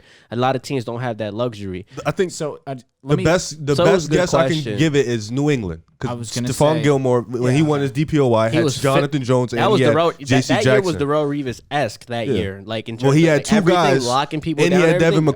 McCourty, so Yeah. he had help on all sides of the field. So I think that's the best. You know, when you have help, obviously you want that lockdown. But I feel like for a guy like Trevon Diggs, he has to kind of be that because he doesn't have much help. And there's other guys on the field. Like he's playing teams with multiple receivers, like the Chargers. Like you can lock up Keenan Allen, So- but Mike Wills can go up for 150. Ultimately, killing this year. what you're saying is that you'd rather Trevon Diggs in a lockdown, shutdown corner because teams have multiple receivers that can hurt you anyway. Yeah, I prefer the guy who causes a lot of turnovers. So I prefer the Marcus Peters, the But Trevon Diggs, the Xavier Howards. It's Are not we the taking dumbest- into account that this guy? How many penalties has he had called against him? So you're He's aggressive. willing to take all the touchdowns over him, all the penalties for a couple turnovers, rather than yeah. shut What, up. number, what number was he penalties? He was the fourth most in the league. No, I think he's No, the fourth most in yards. penalized. Yeah, He's first the in most penalized. penalized cornerback. in PFF football. has him rated a 69. That is egregious. Just- Well, this is just him against certain matchups. Against Mike Evans, 1 reception, 10 yards. Did his thing. Against Keenan Allen, Mike Evans. Against Keenan He Allen, be 4 blowing 'em up. receptions, 85 yards. Against Devontae Smith, 2 receptions, 43 He had yards. him in Rookie. hell. Against Josh DJ Norman had Moore, him in hell. DJ Moore, 2 receptions, 69 yards. Kenny Galladay, zip. Nah, but Kadarius Toney. Kadarius Toney, 1 reception, 35 yards. Yo, He had 200 yards receiving that game, bro. Kadarius Toney, right? 150. Yeah, something Nah, like bro. Yeah, He had but more than it that. wasn't on Diggs though, bro. That's what I'm trying to say. I would have preferred the turnover guy. I like lockdown. But Diggs is on pace to allow 1,119 yards this season, Jalen Ramsey which is the type of most corner, since or you guys like 2007. a dick? What do you prefer? All right, so that's pretty. Hold up, it depends because I think this question is really, we're basically describing like a Jalen Ramsey, right? But that's what I'm Yeah. saying. Or let's just say this. I close my eyes and take James. Let's just talk about this because I think this is a better question because he's not as great as Jalen Ramsey, but he's still an elite corner. Marshawn Lattimore, Trevon Diggs. Who would you rather have? Marshawn Lattimore. That's easy. Marshawn Lattimore. Marshawn Lattimore. Yeah. So where does Trevon Diggs So rank? why I say this is so that's another reason why I started my statement with how many elite corners are there really? But Look, Ramsey, for sure, Jyree, for sure, Lattimore. for sure. That's it. I think Jalen Johnson is creeping into that category though. If Trey's creeping in, then obviously I agree. And Jalen I think the has to be guys creeping behind as well. them are like Slay, Humphrey, Yes. Johnson, Yes. White, Ward, Xavier. But would you agree? So the original question was amongst elite corners. There's 3 firm fact elite corners. I think Diggs is the 4th best corner in football right now. Would you rather? So then, basically, like Jalen I Johnson and Trevon Diggs are a perfect example because they're both in the same year, 2 different type of corners. Jalen Johnson's a man-to-man cover, one-on-one, take your guy. Trevon takes a little bit more gambles. Who would you rather have to start your team just in the cornerback room? I'd rather have Trevon Diggs easily. I would think I would take Trevon Diggs. What was the question again? Trevon Diggs or Jalen Johnson from Chicago. The thing is that I'd rather have Trayvon's Diggs first. I want Diggs. Yeah. the turnovers are huge, especially for Dallas. It's pretty situational in this term, in this sense, excuse me, because obviously the Bears' offense stinks. So if he's gonna take away the number 1 guy on the opposite team, then obviously it's not really impacting the offense too much. I think unless you're a legendary lockdown, you take the turnover guy. Like Jalen Ramsey's on a different spectrum But it's not of like lockdown. Trayvon's really getting cooked. He's not getting. That's what I'm vibed. saying. He's not. He's not getting cooked, and not to But mention like he's Marcus causing Peters turnovers. did. Mark, stop. Marcus I don't know. Peters used to get exposed. He Not used to. exposed. Sometimes. He used to- Sometimes. he Well, used his stay with the Rams, it was bad. In my I don't opinion. know. Oh yeah, the Rams, but The still with Rams. the Ravens has been great. With the And Rams, then did the he make Chiefs- the Super He has a Bowl? lot of help with the Ravens, though, kind of like what you mentioned with the Pats. Yeah, but Because the Stephon Chiefs didn't have a lot Gilmore of is a help. great corner, but they also help him a lot by having a safety over the top to make sure he doesn't get burnt. Bump Darrell his Reeves line. didn't have that. Darrell Reeves, He's a different cover beast. 0, lock, No, man no, to for man. real, He's a like, different it was beast. ridiculous. That's what I'm saying. That's why I would take. There's not many Darrell Reeves, Deion Sanders, Jalen Yeah. Ramsey These in the are world. these are my Very top tough. 10 corners in football right now. Jalen Ramsey, Jairi Alexander, Marshawn Lattimore, Trayvon Diggs, Darius Slay, Marlon Humphrey, Jalen Johnson, Tre'Davious White, Denzel Ward, Xavier Howard. This is for this season. I like Slay over Diggs personally. That's biased. though. I wouldn't take Slay over Diggs right now. Let me hear 8, 9, 10. I like Ward Trey too. White, Ward tough. Ward, and Xavier.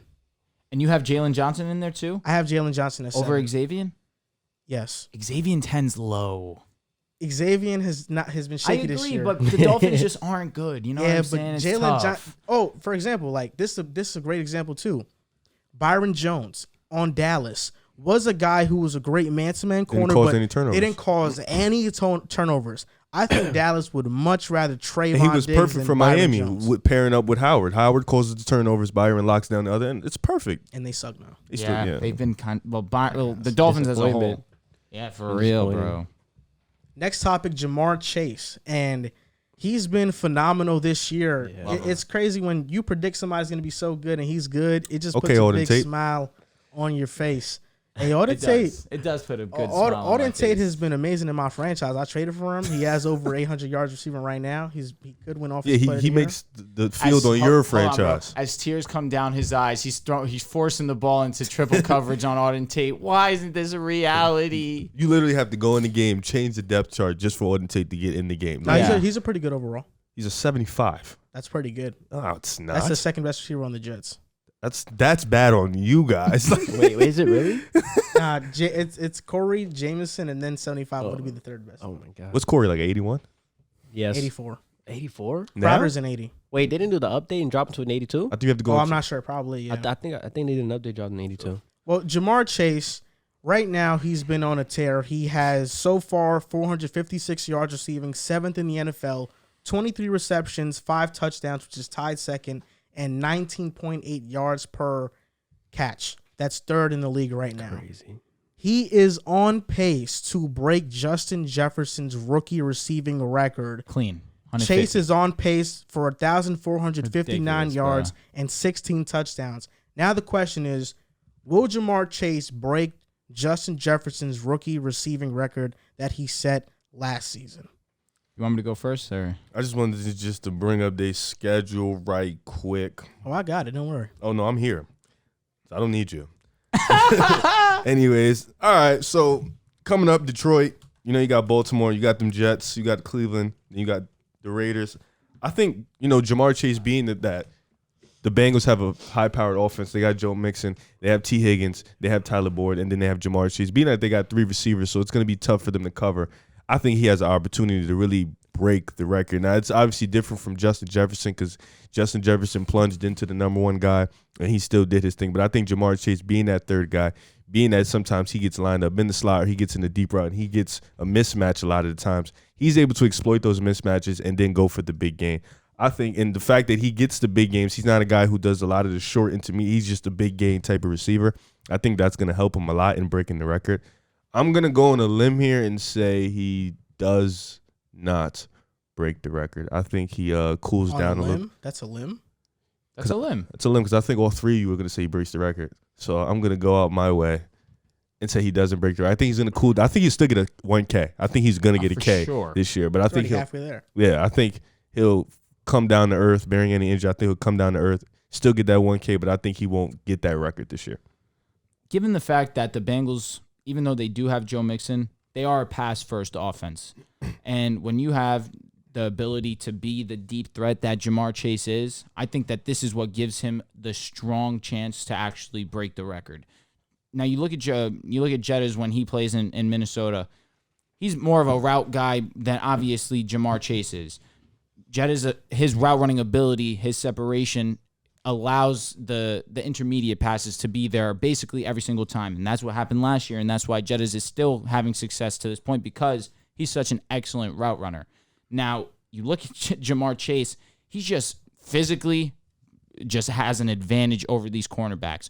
Vertically, his speed, he's just at a different level than the cornerbacks that he's faced up until this point. And I just think given the fact that he's such a deep threat every single game, and he could easily be silent and out of nowhere, 65-yard touchdown, 65-yard play. It's just he has that big playability week in, week out. And I do think that he will break the rookie record because of his deep threat abilities. Barring injury, I think he's probably there. I do think because Joe Burrow is his quarterback, Joe Burrow wants to do that for him. I think maybe if he's close to the number towards the end of the season, we might see Joe Burrow force feed him a little bit more than usual because I think he wants him to get the record. And ultimately, I do think he will break the record, but it will be close, really close. I think I agree with Joe. I think he's going to break the record. I mean, I've been looking at the schedule. I mean, how many more elite defenses do the Bengals play? I mean, next They play game the Ravens twice. Next game is against the Lions. You have to see the Chargers And the Chargers, yeah. So these are their games. Denver, he could cook us. These are their games: Lions, Ravens, Jets, Browns, Raiders, Steelers, Chargers, 49ers, Broncos, Ravens, Chiefs, Browns. Browns 2 times is tough. Ravens 2 times is tough. Chargers the are Niners obviously are always tough. going to be tough. Niners, I'll be honest, he's violating them. He's going to violate them, especially They don't at have home. corners, They bro. don't, bro. They didn't have D-Hop didn't do a damn thing. the other D-Hop day. is banged up, and people aren't talking about That's it. true. That being said, Broncos, as much as I want to be a homer, Marquise Brown violated us, and you could beat us with speed. So Jamar probably could have a really good game there. There's not, other than the Ravens and the Browns, because they're in division. Chargers? And the Chargers, because obviously Asante Samuel's obviously a solid. That whole secondary is really, really good. I think that he has a very, I would say 90 to 95% chance he does it. Yeah, I think so too. I mean, even the Browns, they just gave up 47, bro, To Justin Herbert. and the Chargers and their weapons. Yeah, What did Keenan Allen have? and the Chargers gave up 42 to the Browns. So what me a you're sec. saying is the Jamar Chase man is... Now I'm saying Jamar Chase could definitely torch the Chargers and Browns, both of them. Yeah, Cleveland's you don't know what you're going to get in that defensive end. Yeah, like he had 75 yards. Keenan Allen is what I'm saying. So, like, the number one going up against the Browns, it's not like he's going to get clamped because of Ward. Ward is definitely fast. He has that ability to stay with him step for step. But over the top, Jamar can legitimately beat about anyone. So I think we're all saying he's going to do it outside of Riff. So he did go out on a limb. But I think popular opinion isn't that, though. I don't know, bro. People were violating. Bro, did you see what Justin Jefferson did last season? No, did you see it, though? Of course I did. He was OD last year. Bro, he was amazing. It's crazy how back-to-back years we're seeing rookie receivers break records. LSU guys. Wide receiver, you, man. Yeah. Justin Jefferson, now Jamar Chase. Odell, didn't he break a record his rookie year? He missed 4 games. He tweaked, though. Yeah, he was OD. He was on pace to break records. But Love him, man. R.I.P. And Devontae Smith on the outside looking in.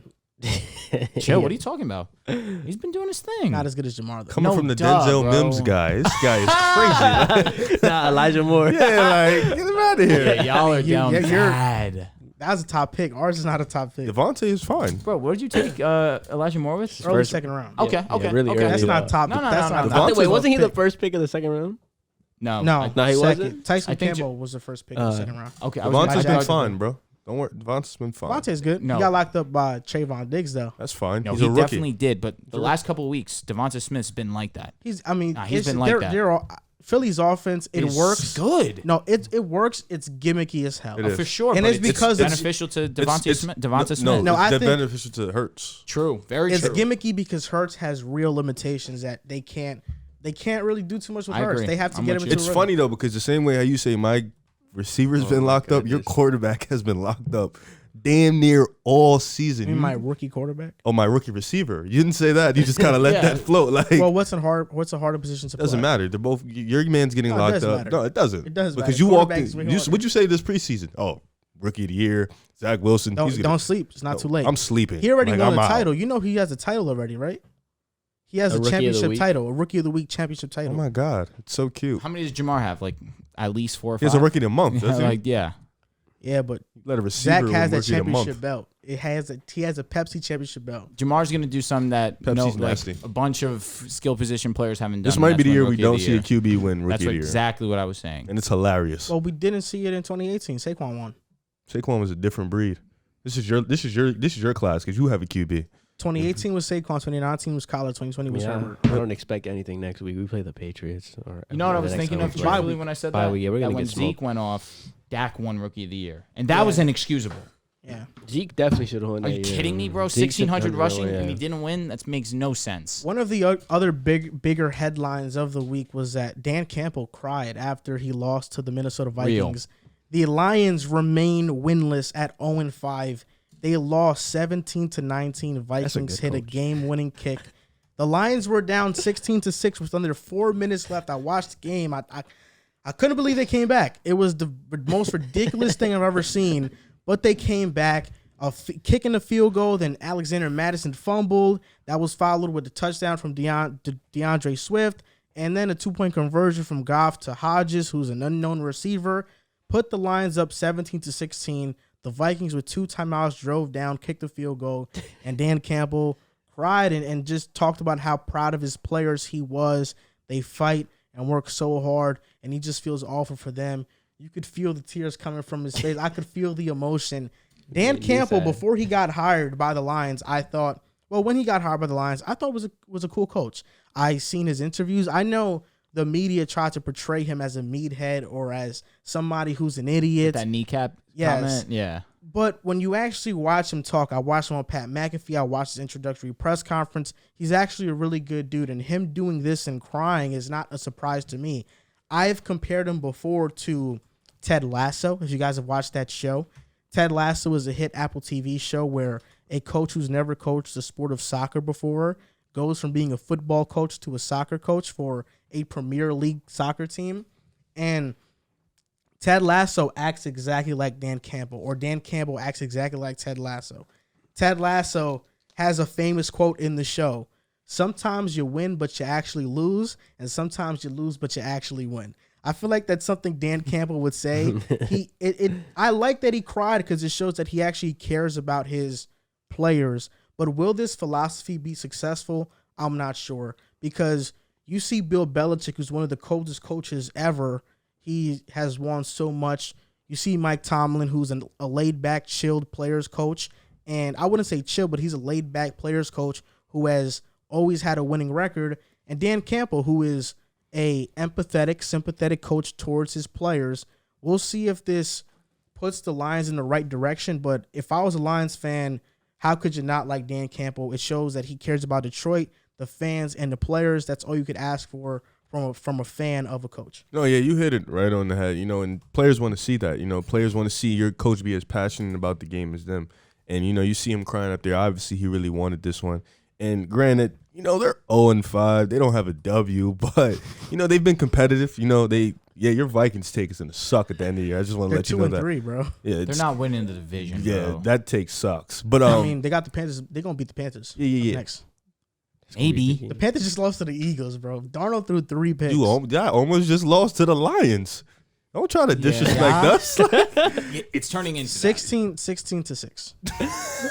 It should have been a blowout. It should have been. You always say it should have been. That's your favorite line. You always say The Vikings should be 4-1. With the Vikings, a should have is real legit. Oh my! Is it? Just like the Lions should be 2-3 for being realistic. Okay, you got to stop. He's definitely right about that. I say they should have beat the Ravens. Facts. They should have beat the Vikings. Based on the odd percentages after they went up 17-16, okay. yes, absolutely. With 30-something seconds left, you shouldn't have blown it. Yeah, that's fair. I mean, still, getting your coach to cry like that, he really wanted this one. Oh, no doubt. And, that shows leadership, it shows character. And I like that. I like that in coaches. It puts something in the players, puts a fire. The team still sucks, don't get me wrong. So, Ray, if you want to be a coach, would you cry like that? 100%. I'm one of them coaches that if we win, I'm jumping in with them. That's a fact. I'm saying, would you cry to the media if you just start sobbing? Yeah, I'd probably be mad as hell crying. Riv's a low-key emotional guy. People don't see that. What the fuck? Behind the camera, bro. What's wrong with you? He knows it. He's sad. He's sick. I just exposed him. No. Yeah, I'd cry. If we lost, well, if we're 0-5, I probably wouldn't cry. But if we're like 4-1 and we just lost that one, I'd probably cry. It gets to a point where you just have had so much heartbreak and you just snap at one point. And that's probably just exactly what happened with him. Listen, I respect it. Again, I'm just going to piggyback. You see a coach that obviously isn't on the team, isn't on the field, isn't actually performing, but cares enough that he's willing to cry for his guys. That the emotion of the game really drove him to have that type of emotion. I respect that from a coach for sure. But do I ultimately think that it'll impact the team to win? Unfortunately, not this season. They just have too many injuries. Their O-line's banged up to hell. Taylor Decker gone. Frank Ragnow gone. He just got placed on the IR. Tyrell Crosby, he's out too. So basically their entire O-line outside of Penei Sewell is out right now. Receiver-wise, Quintez Cephas is out. Tyrell Williams, who was probably the big-time signing that they had for their offense, obviously outside of acquiring Jared Goff, he's on the IR as well.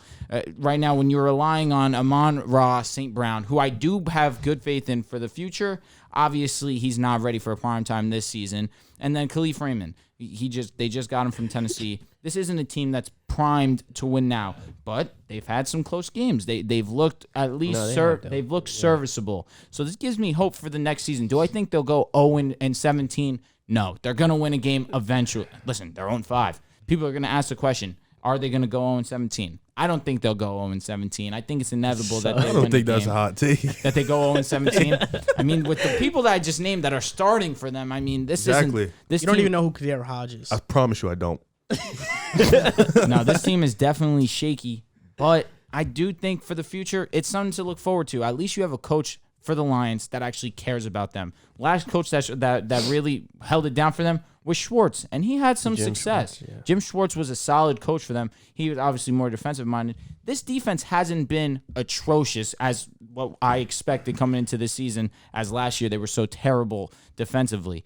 Campbell actually has the players believing in what he's saying. You see it on the field. It's just not translating to wins yet. Eventually it will. I mean, this is a team that I thought was gonna go winless. I just don't like you just reading me their roster right now. They just after Tyrell Williams, I lost it. Like it's just like I mean, look, I love that as a head coach. You're wearing your emotions on your sleeve. You're crying. Definitely shows you really care about your players. So as a player, I would appreciate that. But I mean, just in terms of the Lions roster, I mean, everybody knows, and I know as much as a coach doesn't want to admit, I'm pretty sure he knows that this was a rebuilding year. This is a year that, they were just going to, it's like just a year where you can see where you've gotten these young guys that you give them a shot, you know what I mean? So, I mean, in terms of him crying and everything, I think that's great. I think that should pump up the players, but turn it around in what way? Like win a couple, like the question was, what was the question? Can they win a couple games? I mean, I was looking at their. Hold on, I have their offensive. That was the question right here. And also, yes. I mean, in offensively they're ranked 24th. Defensively they're ranked 22. So I mean, I thought it was much worse than that. That's what I'm saying. I thought They're it was not a bad team. So it's not long. So I mean, 5. Okay, all right, Joel. I think they're a competitive team. They are. They're the most competitive bad team maybe ever. Drew, please, just for a minute, just for a minute, Right. please. Joel, you gotta stop, Bro, but I see a lot of close games here, bro. though. I don't. If you are 0-5, you are a bad team. No, bro. no. Nobody's saying they're not a bad team. They almost came back against the listen. They almost came back against the 49ers. Yes. They should have beat Minnesota. Okay. They should have beat the Baltimore Ravens, who Right. we view as the best team, one of the best teams in the AFC. Right. So the Lions should be 2-3 Okay, right now. what is this all ended up to? The record is They're on 5. Yeah, so but are that's they a bad competitive team? Listen, I don't think they're a horrible They're a team. competitively bad team. Are they? They're bad though. You have to just say they're bad. You can't be 0-5. I mean, they're rebuilding though. It's not. I agree. We're not disrespecting them. They're competitive. They're They're definitely competitive. Yeah, that's AKA You know their what I bad think? team. You know what I think also, though? I think what the Lions are going through is what the Browns went through. The Browns, they had awful records, but their offensive line was always one of the best in the NFL. The Lions' offensive line is going to be one of the best in the NFL in a couple years. Yeah. I think in the next 2 years, Penei Sewell, Frank Ragnow, Taylor Decker, Jonah Jackson, Vitae from Philadelphia. I'm telling you, this offensive line is really good. Joel, would you say the Jets are a bad team? The Jets are a bad team. that's hilarious. They're a bad team. So The Lions are better than the Jets. Yeah, they are. But They're no, better no, than the Jets. I agree. I think the Lions are better than the Texans, That's too. exactly what I was gonna say. Just because you have 0 wins doesn't necessarily mean. I mean, but that we're flat out. comparing you to other bad teams. So Which the is- Lions are a bad team. They're though. bad. Yes, they are a bad team, okay. but they're the best bad team of the bunch. I mean, that's not So even the, mean. the Lions I are don't the think- best bad team No, but of that, the I'm bunch. just trying. Probably. What the hell does that mean to me? Like, what does that mean? Not much. It That doesn't means mean that they're anything. competitive. You gotta stop. The AK, yo, Bro, when somebody there's says a culture shift in Detroit going on right now. when somebody says that they want their team to be competitive, they're a competitive team. Okay, that's so a nice way of let me saying ask- they're not I'll a tell good you team. this. Let's be real. Yeah. the that's Lions, pretty well said. the Lions bad this year. Hey. The Lions bad this year is way different than the Lions bad with Matt Patricia. Okay, so let me ask you a That was question. terrible. Let me ask you all a question. That was bad. We all are on an NFL team, right? We're all in the locker room We're getting 0-5. dressed. No, we're getting dressed. We're 8-1, right? And coach comes into the locker room. He's like, "All right, guys, you know who we're playing this week? They're 0-7, but they're competitive." What are you gonna say when he says that? Are you not gonna take this game like, bro, they're trash. They're 0-7.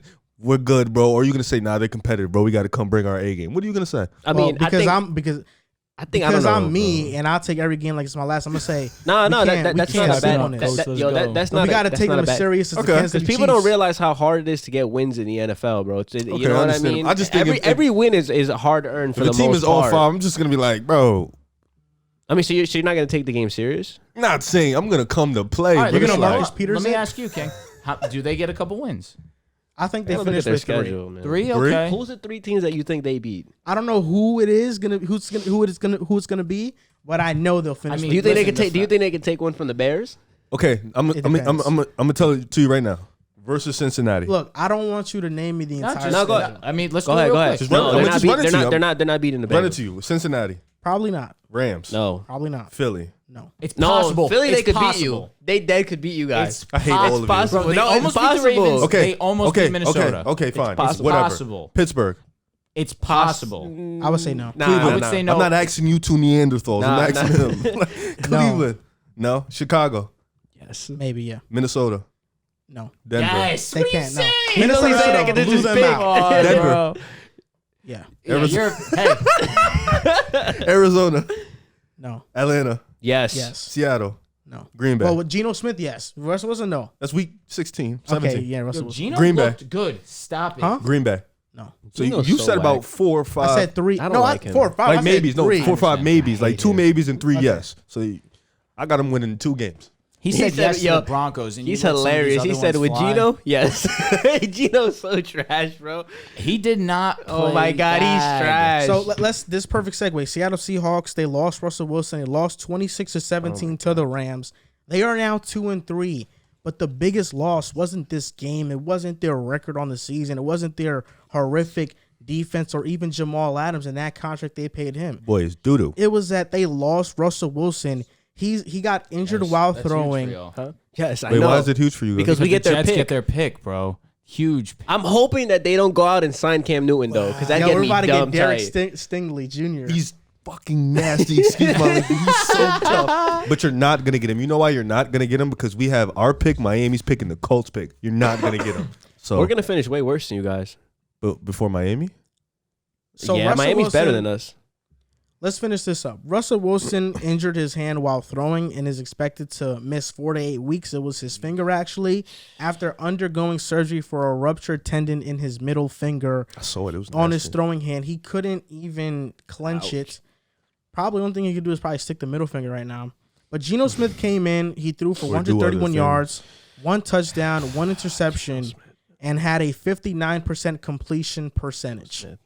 You're going to prison, bro. Oh my God. Geno Smith, man. Yeah, bro. Keep going. What did he say?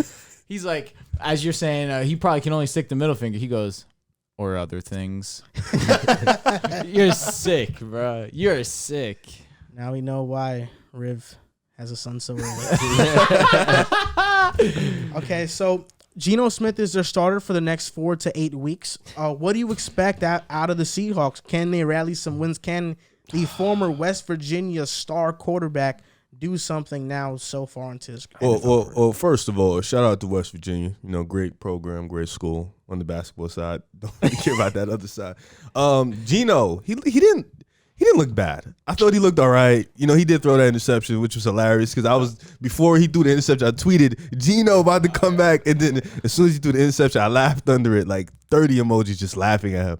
But he played all right. You know, he made some solid throws. You know, Pete Carroll kind of simplified the game for him. Now, they coming up, they got Pittsburgh. I think they can beat Pittsburgh with Geno. Pittsburgh hasn't looked good. You know, they're still banged up on the defensive end against the Saints. It's for me, it's not Geno. It's that defense can't stop a cone. It's the worst defense in the league. Their defense is really, if their defense was average, I think this team can still keep afloat. But the fact that their defense is so bad. Yeah, they're on pace to be the worst defense ever. Yeah, You it's know like that? their defense is so bad. You know, it's hard for me to say that they can stay afloat because I think Geno and that offense with DK, with Tyler Lockett, I think they can still be manageable with Will Disley. Like, they can still be okay, but that defense is so bad. You know, it's going to be hard for me to say that they keep afloat. They should honestly just get ready for the draft, you know, because I think that defense is going to hold them back. Geno Smith or Jalen Hurts? What the fuck? Jalen Hurts. Geno Smith is terrible, bro. All right, so let me start by similarly how Riv started. Geno Smith did not play bad, and I'm not overthinking that interception. Tyler Lockett fell. Questionable decision to throw it regardless, but that I'm not saying Trying to get full it going, blame on. He had to do something, and he was slinging it up until that point. There was a point in time where he had no incompletions. He had a decent game, and against the Rams, I'll give him the respect for coming in and you know, obviously a circumstance that he never thought that he would come in at all this season. Yep. Comes in, has a decent performance, comes up a bit short regardless. Now, Seahawks for the long term without Wilson, you can't look at it too highly. Obviously, the only thing keeping them afloat was Russell Wilson's high level of play so far. DK has been solid. Tyler Lockett, outside of the 2 weeks since then, he's kind of cooled down. But we saw with with Geno, DK still had some success. So I'm not expecting this offense to be completely irrelevant now that Russ is gone. Obviously, it takes a huge hit because you're losing a top 3 at his best in football in Russell Wilson. But you just look at this defense, how you already mentioned, it is on pace to be the worst defense ever, to outpace them last year, which was almost just as bad. They're somehow managing to outdo themselves by having an even worse defense this season. And you just look at the teams that they're stacked up against. Obviously, the Cardinals are going to finish higher than them. The Rams are going to finish higher than them. So they're looking at best the third spot in their division. Fourth. Exactly. And the Niners are going to finish. Niners banged up. But to be fair, they're both 2 and 3. So, I mean, I'm not fully in love with either team right now. I'm saying the best they could probably finish is third. You look at the other teams, locks are probably the Cowboys, the Bucks, the Packers, your Minnesota Vikings. They're creeping up into that wild card slowly but surely. 2 and 3, a few games they could change that for sure. Panthers look revamped. Panthers could see a wild card come in too. I'm sleeping on you guys. Sleeping on the Vikings. Okay, listen, Keep fair enough. sleeping But on I'm them. saying in terms of called for the Vikings long for a term, reason. for the playoffs. Okay, let's relax. For the long term, it's tough to look at and think that this team with Geno Smith, with the terrible defense, can make a playoff spot. I mean, the fandom in me Oh, wants God. them to lose. The fandom in me, I respect that I wholeheartedly. want them to lose. Yeah, I do. I do, bro. I want that. I want that pick. Yeah. I want that pick. Yeah, I need it. Yeah, we for need sure. it. That's what I'm saying. I want that pick. But I mean, just to piggyback off what you said, I mean, I think Geno stinks. I don't think he's a good quarterback at all. I mean, I know he played good, and like when he came in, I don't know if he can sustain that level of play. Just because I've been a Jets fan and like I've seen all the downfalls, and I don't know. Even the throw is questionable. He's been making questionable throws his entire career. I don't think that'll ever change from him. But I mean, you pair in a bad quarterback with historically on pace to be the worst defense of all time. I don't really know if they can win more than 5-6 games. 5 is stretch. Is a stretch. So, but then again, the other side of me sees Pete Carroll. He's a head coach that wants to win. The organization knows that they are not in control of their own destiny for the pick. So, I mean, is it out of the realm that they could possibly sign Cam Newton if things get really bad?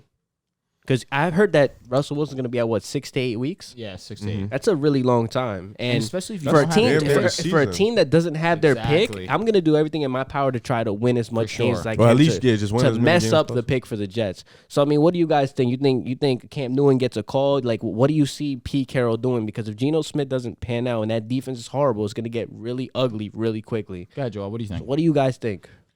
I don't think they'll go after Cam just because I feel like it's too much to handle this at the midpoint of the season. So I don't think they go after Cam. But you're right. If Geno does play, the Seahawks will suck.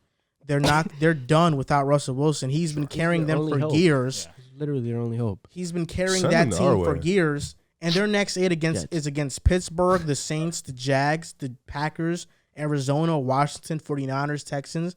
With Geno, I could see them beating the Jags or Texans. Yeah. But I can I could also see the Jags getting their first. Lawrence getting their first win. Yeah.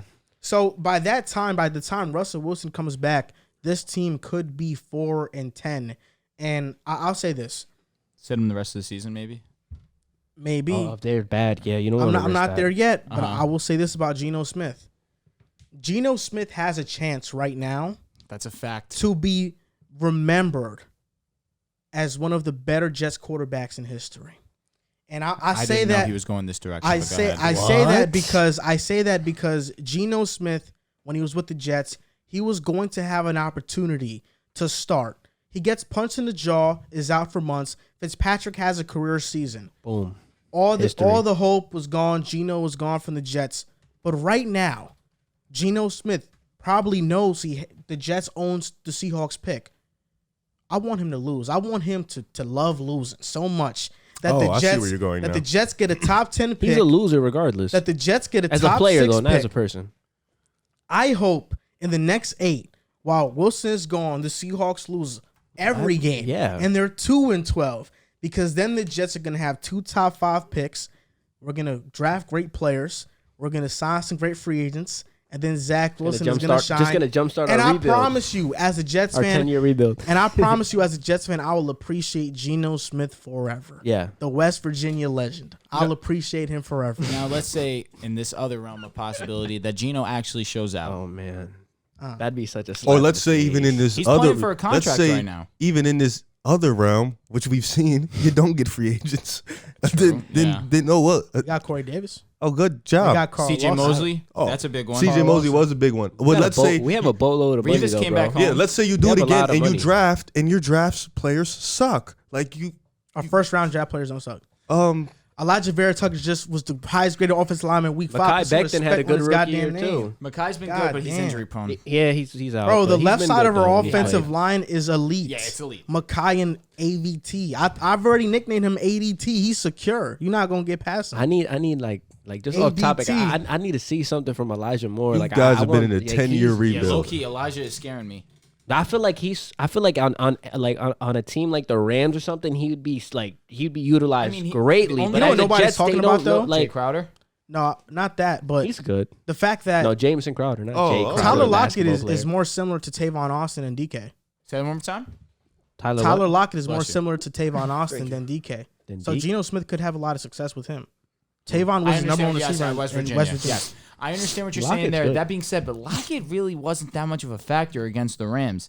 DK, when Geno came in, was still having the impact that he had prior to Russ going out. So I still think that DK is. You're right there, kid. I know. Jesus. Look like He's like, sniffing Oh coke. my god. I still think DK is going to continue to be that number one. I don't know with Tyler Lockett. I know he was like, let's go with you, bro. That's why I have Yo, a I mean, nosebleed. Drew. Realistically, I mean, what are your expectations for Geno Smith? I know you think he had like a good quarter or two, but like, can he sustain that? Because they need that. I don't think so, man. Okay, so It's then tough. if you don't think so, and they have the worst defense on pace to be the bro, worst there's no defense. way. Oh, I'm with you. Oh, okay, so I'm then, just as a saying- Jets fan, we should be Yeah, happy right yeah, now, right? exactly. Like, even if Geno plays average, though, I think they're still going to be Yeah, no, horrible. I They mean- gave up a lot of points. Regardless of that, the Seahawks were already in trouble with Russ in the lineup. So you now take away a top 3 quarterback, you insert a bottom 2 quarterback in Geno They're Smith. in a bad spot. One of probably the worst spot Imagine amongst the they better go teams in the winless league. without him, and then they just sit Russell Wilson. They out for should. the whole At that season. point, they should. Because why risk your franchise quarterback Then coming our pick in will and get better. re-injuring? I mean, that'd be huge. Wow, we could draft Derek Stingley and that boy out of Oregon. Yeah. I mean, We already have an elite defensive line. How Though. about We K. don't Vaughn? even need him. Our Yeah, defensive Kayvon. line no, is you very just, good. if I'm you guys, 1 through 7, I wish we had Carlos. corner. I'm going. No, we Corners? have Our Bryce corners Hall- aren't that bad though. Bryce you Hall need and right- Michael Carter. We We do are need really them good. though. They're all right. They're all right. I would say you need to fill I out want the a running right- back. I want a running back. I want a fan of running No, I Michael back. want. Carter. I Dead want ass a number want a one running back. receiver. Okay, fair. That's cool too. Yes. I'll You take need that. a number one I corner. think Corey Rib, has Jets need a not running back, been right, bro? horrible. Zach Come on, has bro. We have missed a him. we have a 5th round running back, bro. He's It's not that good. That's not a major need though. You need a number one corner. He Nah, right averages now- 2 yards a you carry, don't- bro. He's yeah, but No, I'm not Right. taking a running back in the first round. you're no, right. not in the first. No Oh way. my god! He's Unless he's hurt. generational, I don't know. Yeah, There's no in the- generation no. running back right now. No. Bro, we need a back. 2023, there's going to be a lot of good running I'm gonna back take. prospects. Yeah, but John Robinson. I'm no. taking him. That being Bro. We said, need a running back, bro. Probably whack running back. All I know is I'm taking Derek Stingley Jr. Note with the Yup. first Uh-huh. pick, and He's then a game changer. I'm gonna see maybe Evan Neal, you like know, tackle out of Alabama. I was going to say, you need to fill out the right side of that O-line because you need to protect Zach Wilson. But your secondary, I'm still not in on, personally. I Yeah, just think we have such a young I secondary. think we just need one lockdown For sure. corner. I agree. I like Mike Carter and Bryce Hall. a We're lot, losing and Marcus Gidry. May at the end of the season too. He's not He's coming got to back. go. He's not coming leaving. back, bro. And you're not going to pay him. That sucks. He's good. On to the basketball portion of the podcast. 2 topics. Ben Simmons is reportedly back in Philly. Let's He go. reported back to You're Philly. a Simmons fan, right? That's your favorite I've been player? deemed a Sixers fan, so That's your favorite excuse me, player? I've been deemed no. Oh, I thought you were about to say that's my favorite His player. favorite player is LeBron, Jimmy James. Oh, nice. But Ben Simmons I mean, got surprised lucky. Elton Brand when he went back to Philly. Nobody thought he was coming back. Nobody. And He Well, saw all that bread he was about to within lose. Philly, they didn't think he was coming back. I'll give you a pound. They didn't think he was coming Just back. said, I'll give you a pound. Rich Paul tried to do a bunch of different tactics to make sure this didn't happen. He used an excuse of accelerated growth as a way for Ben to get paid while holding out. And accelerated growth means that he was basically blaming the organization, Philadelphia, for being good, therefore hindering Ben Simmons' development. Obviously, that didn't work out. After Ben Simmons got fined that $1 million, he said, "Oh no, I gotta go to work." So he definitely went to work, and I don't blame him because I would not lose out on that either. I've said on the show before, he was about to lose $25 million if he held out the entire season. Nobody's missing out on that much money.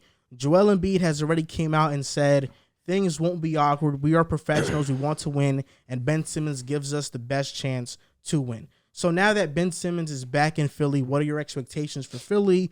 And do you think there's going to be any weird dynamic in that locker room? Well, of course, because I feel like course it is. when Ben denied them to come visit him, that kind of, put some separation. And then when Joel Embiid came out and talked about him, that put even more separation. But I think ultimately Ben showing up is going to change that narrative. They're going to be like, all right, he's ready to work, but now we know it's strictly business. So let's make this business. You know, I think a report came out that Ben didn't like hanging out with the teammates after practice or after work. Like he kind of just did his own thing. Weird young man. But I think this is a perfect opportunity for Ben to change the narrative, build up that trade value, show people that you are a little bit different.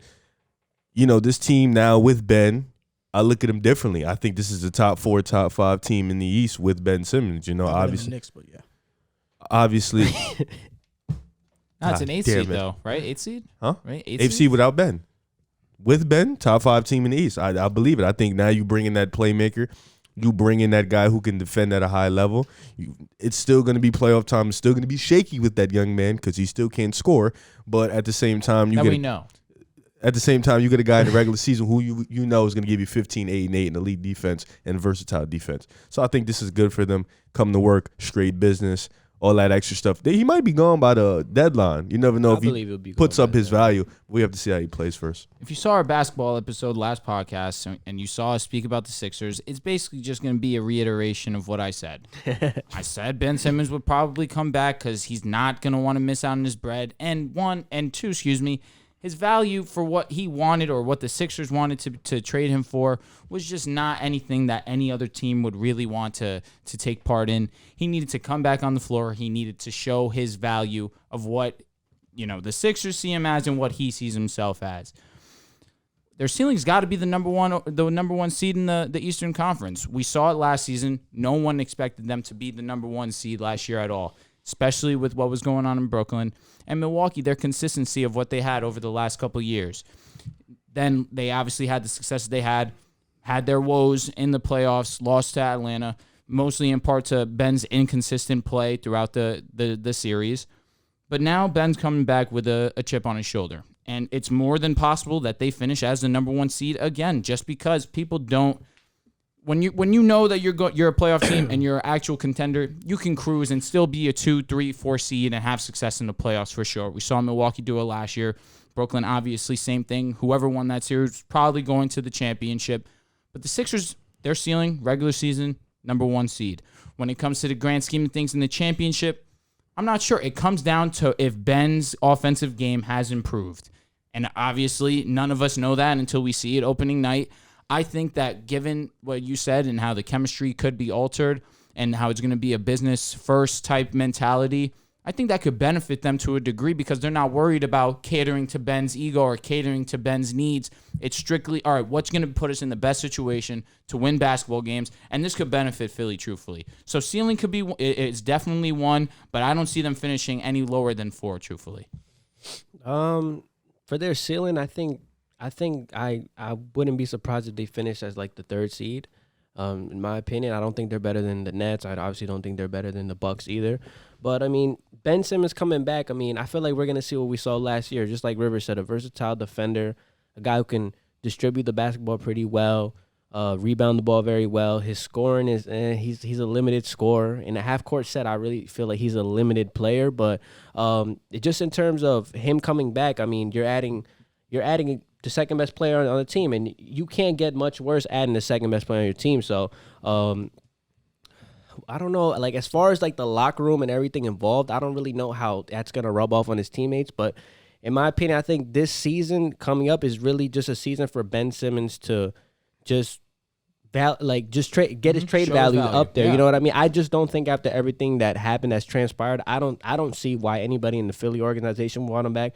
I don't see why the fans want him back, and I don't see why he would want to be back. So I think this season more so is just going to be a season where Ben Simmons, he just elevates his trade value, his trade stock. I think by the trade deadline, he will be gone. And, like I said, if he plays really well, it could be a match for both. Ben Simmons could probably go to a solid team, and Philly could probably get one or two solid players in return for him. So I don't really see Philly as a contender this year just because I don't think Ben Simmons is going to stick around for the long run with this team. He's solely in it for the money. Nobody wants to lose out on that much bread. He's a smart man. Kyrie should take notes. But just in terms of that, I mean, like their ceiling with him is a 3rd seed. I think they're a second. I think their peak with this team is what we saw last year, a 2nd round team. I don't think this team is good enough to win a championship. I think they should both move on. This is best for both sides. No doubt. Because Ben Simmons doesn't lose out on his money, and now Philly can find the best trade for Ben. Yeah. And he can play up to his value. I seen somewhere in the comments when I posted a video on TikTok about Ben Simmons that Ben Simmons can make this situation ugly for Philly if he chooses to come back and he plays garbage. Oh my God. If he does that, he could ruin his value so much that Philly doesn't get anything back from. But if I don't Ben think that'll be Simmons the truly case. is a great player or has a great mentality, he won't do that to himself. He'll give all of his effort and try to actually be the best player he could be this season. And I think that's what Ben is going to do. This is ultimately the best for both sides. I'm glad Ben Simmons finally showed up because even though it is more about the money, at least he showed up. You know, Kyrie Irving, I think he's not only being a bad teammate, but he's being bad financially by not even showing up. But Kyrie Irving has 3 times more money than Ben Simmons at this point right now. So he probably doesn't even care. But I like crazy. that Ben Simmons did show back up. And now Philly, obviously, because of that addition, they could be a top 5 seed in the Eastern Conference, maybe top 6. But I still see the Nets being better. The That's Bucks. their ceiling. I said their ceiling was Top third. 5 is their ceiling. Their Yeah. ceiling was third. I mean, my standings are solidified. It's the Nets, the Bucks, the Knicks, the Heat. The Knicks. Now third. I have Philly at 5, and Atlanta will be 6, and we'll get that matchup back in the playoffs. The Knicks versus Atlanta, You and want we'll scrape. If y'all them. lose again, it's very bad. No, I mean, but like realistically, let me just ask everybody this question. I'm I mean, so mad. why? Because what is wrong with you? Just let it rock. Bro, let he's it a rock. Knicks fan. We He can't loves let his that, team. We He can't loves let his that team. topic come No, into every but single show. but let me ask you guys like a serious question. If he plays well and you know Philly decides to keep him, I mean, do you guys really think that What's this well? is like? I mean, like what? I feel like he's Seven, played well in the regular If season. he manages to bring I his mean, points nah, per last game year- up to 20. 20, he's a different beast. But that's what yeah. I'm saying. Let's say he brings I'm his saying points well per because game I'm not to going to 20. put those type of expectations on him. I mean, I he's think he'll jumping have 4 a points. similar seasons last year. But I mean, let's just say he has a good season, like 15, 8, and 8, great defense. You know, the usual with Ben Simmons. And Philly decides to keep him. Is this really a team that you can really sit here and say that it's a championship team that you can see winning a championship? This team becomes It's a champion. not, This bro. team, You have to get rid of this guy. This team becomes a championship team if Ben Simmons develops a jump shot. And do you believe that he's going to do that? As of right now, no. I don't Honestly, either. I don't I'm just even going know- off what I've seen last year. I don't even know if Philly is 5th for me. Oh, man. Something this guy is something in me is telling me Chicago's going to be a very good First of team all, in the we're regular going to be season. better than y'all. So Hell that's all. no. And then Atlanta's going to be better than y'all. Honestly, Hell no. yo, just a We're not disclaimer. gonna- I would love to see a Knicks and Chicago first Oh, round match. scrape That them. would Oh be my goodness. fire. We'll beat you like This the Tom Melo podcast hit would that go game winner. crazy. Nah, for real though. I would not say a word. We would I would cook not you. say a word. 6 games. Nah, Bulls. I'll be honest, Bulls. Bulls I and got That six. would Bulls not over beat Knicks. us. RJ Barrett will lock up Levine, bro. He would lock him Don't put up. that cone in front of him. You think RJ Barrett's a cone? Don't put in He's front of ridiculous. Zach. Don't He's put improved. that He's cone. ridiculous. I mean, you're in going front off of that him. one preseason game, but he's No, definitely RJ's a improved. lockdown He's defender. Yeah. was Don't strapped. put that Nah, cone he in was front of strapped. Zach. No, It's BS. Levine. Strap is crazy, but he can definitely defend him pretty well, I think. Word. It's Levine. I know. I mean, who's a better scorer, Bradley Beal or Zach Levine? Who's going to guard Kemba? None of y'all. I'd That's a probably good say one. That's a Beal. good debate. I'd probably But say you're talking Beal, about a but it's- preseason game. That's what you're about to say. Yeah, I know, but I'm saying like if he can, I mean, Bro if he couldn't- can lock up or not lock up, but if he can contain him, I don't think it's out of the realm that you. And the Knicks are a great defensive team overall, though.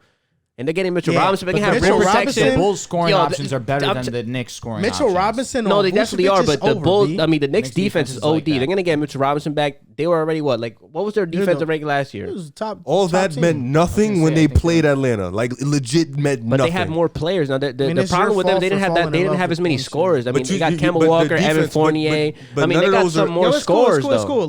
Let him keep doubting, bro. Keep None of those are doubting. additional Keep defense, doubting, But I think bro. I I'll think be you're honest. kind of Keep going crazy doubting. putting them Don't even third say though. anything. You think they're gonna be Keep better than doubting. Miami? Who? The Knicks? Regular season, yes. Better than Miami? Yes. Bro, I and had better Miami- than the Hawks is crazy too. No, it's not. The Hawks, I mean, with their additions, I think I would still give the Hawks the slight edge, but you The can't Hawks- sleep on the Knicks, The though, Hawks bro. surprised I'm everybody. not sleeping, but I'm not worried about it because our offense. We have so many playmakers and we have so real. many guys on offense. yeah? I'm not worried. DeMar DeRozan's who a cares? dead nice Yeah, playmaker, like, too. I'm not And your worried. defensive personnel is not horrible either. Gotta wait to see on now. I don't know. No, I think Baby the defense is Claw, okay. Lamar, But the same Zach way that Levine. the Well, same back way how to you're my saying point. RJ Defender, Barrett can lock up. The same No, way, I'm not saying no, he can I'm saying the same lock way him RJ up. I can say guard. contain. The same way RJ can guard.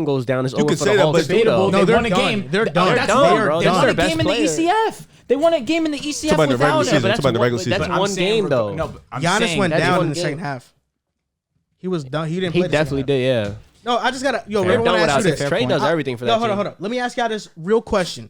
Atlanta Hawks made the playoffs last year, right? Let's just say hypothetically, in the first round, they faced Boston, but Boston was healthy with JB and JT. Do you have the Celtics beating Atlanta? Yes. Okay. Me too. So let's stop sleeping on Boston. But we also have the Let's stop Celtics whipping sleeping your on- ass. They not whooping. Hell no, bro. Come on, JT stop and JB. I don't know. Nah, I'm man. taking the Celtics easy. Crazy. Y'all looked bad against Atlanta. How Okay, can- we're it's just they gonna see couldn't how score. the East plays out. I already said fair. on camera, don't buy the Atlanta Hawks. They're fool's gold. Don't buy them. You heard it But here you have first. him making the playoffs, though. Yeah, not like a top 5 seed though. You say 6, right? Nah, Six, he I had think them at seventh. best. He had them 7. 7? Nah, cause man, Chicago's better than Atlanta, bro. I'm trying to So tell what's the y'all. ceiling? What's the Chicago's ceiling for nice. Atlanta for you? Look, like I said before on the Eastern Conference He predictions. did not This answer the guy, question. Yeah, no, because he knows. This is my guy, answer. yo. This Okay. is, let He's me gonna answer. look It's not, back. it's not a one-word answer, bro. Yeah. What's gonna separate the 3rd and 7th seed in the Eastern Conference is about 5 wins. That's what's gonna separate them. So the Hawks' ceiling is definitely the 3rd seed. Their Okay. ceiling, but I don't think they'll be there because I think the Knicks will be better. The Heat, the Bulls, and I can't sleep on Boston or Philly. Like I'm Yep. saying, Boston, Philly, East is Atlanta, tough, yo. it's a toss-up. I can't. East got really tough. I'm hype about it. Finally, If I wasn't a Knicks fan, I would definitely say the Heat are a lot to be the 3rd seed, and 4 to 8 is going to be a toss-up. But I believe in my squad, and we gonna Heat do are it. going to be. We gonna they're do gonna it. be dirty. But like I said, don't believe in the Atlanta Hawks, but buy Knicks stock. Buy Knicks stock. After that heated debate, Riv lost so bad that he decided to get up and leave. So now we're going to do these last couple of topics without him. They're just 2 NFL pick'em, and we're going to talk about the Nets. The Brooklyn Nets, they're in the news right now. Kyrie Irving is not reporting to the team. Sean Marks basically put out a statement that said that Kyrie will not participate or play with the team until he is eligible to be a full participant, which means, hey, unless you get the vaccine, you're not welcome here. Yep. It's a New York State mandate. Unfortunately for Kyrie, that's the rule. That's what he has to follow.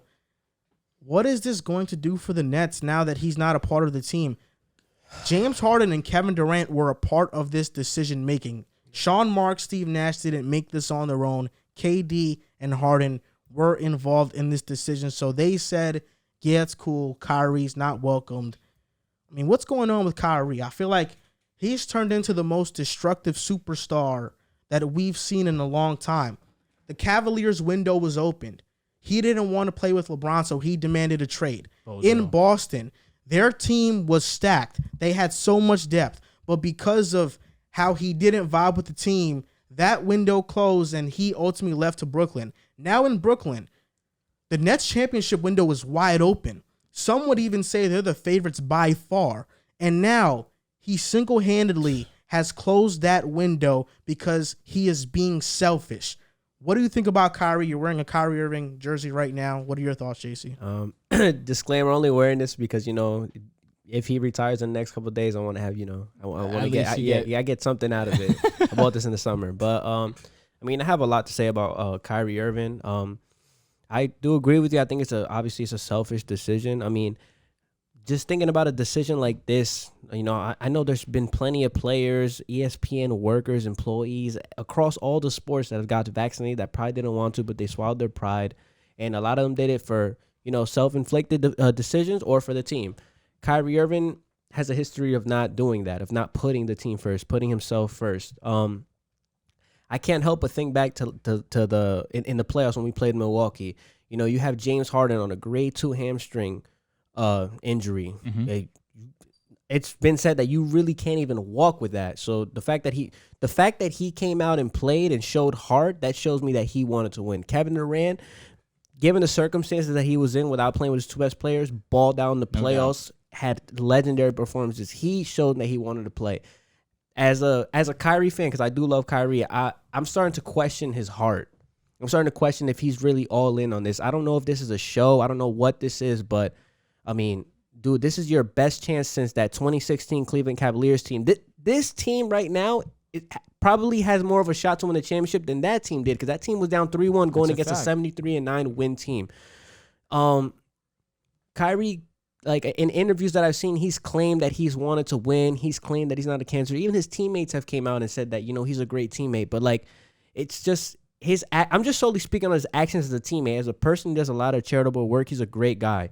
But it mind boggles me the fact that, James Harden's here, Kevin Durant is here, you're here. You guys have the deepest roster probably in NBA history. Arguably, yeah. Arguably in NBA history, and you're throwing it all away just because you don't want to get vaccinated. You're throwing it all away, and it's like, in their careers, James Harden, Kevin Durant's been on a loaded team, but James Harden, and even you guys probably might not ever have this opportunity again. You have a guy like James Harden who played on a grade 2 hamstring injury, tried to will his way back into the lineup so we could beat the Bucks. He's shown that he wants to win a championship. I know you've seen all the offseason films with James Harden working hard, Kevin Durant working hard, the team working hard, and I'm behind the decision. If you're not going to be in here full time, you're not here at all. There's no such thing as a part-time basketball player. To me, that's disrespectful to the game of basketball. That's disrespectful to your teammates. That's disrespectful to the organization. So I'm fully behind what the Nets did in this decision. So, the only thing I could really say is I love Kyrie, man. I hope he comes back. I hope that he really thinks this out. This team is like, it's there for a championship. This is the year that the Nets are supposed to win. This is your home team. This is the team that you grew up loving. Come on, bro. We need you. We need you. I don't think we're beating the Lakers without Kyrie Irving. I just don't. I don't. So I'm 100% behind the Nets on this decision, man. You're not here full time. You shouldn't be here. Well, I'll be honest. It's gonna be hard to follow that up, man. You basically laid it all out there. You spoke very nicely. It's unfortunate what's been happening with Kyrie Irving. Truthfully, Kyrie obviously is a sensational basketball player. At the worst, he's top 20 in the NBA right now. What he did last season obviously emphasized that, averaged around 27, close to 28 points per game. When KD was out, him and Harden held it down for you guys. You guys played excellently with them, stuck around that 1 through 3 seed basically that entire time.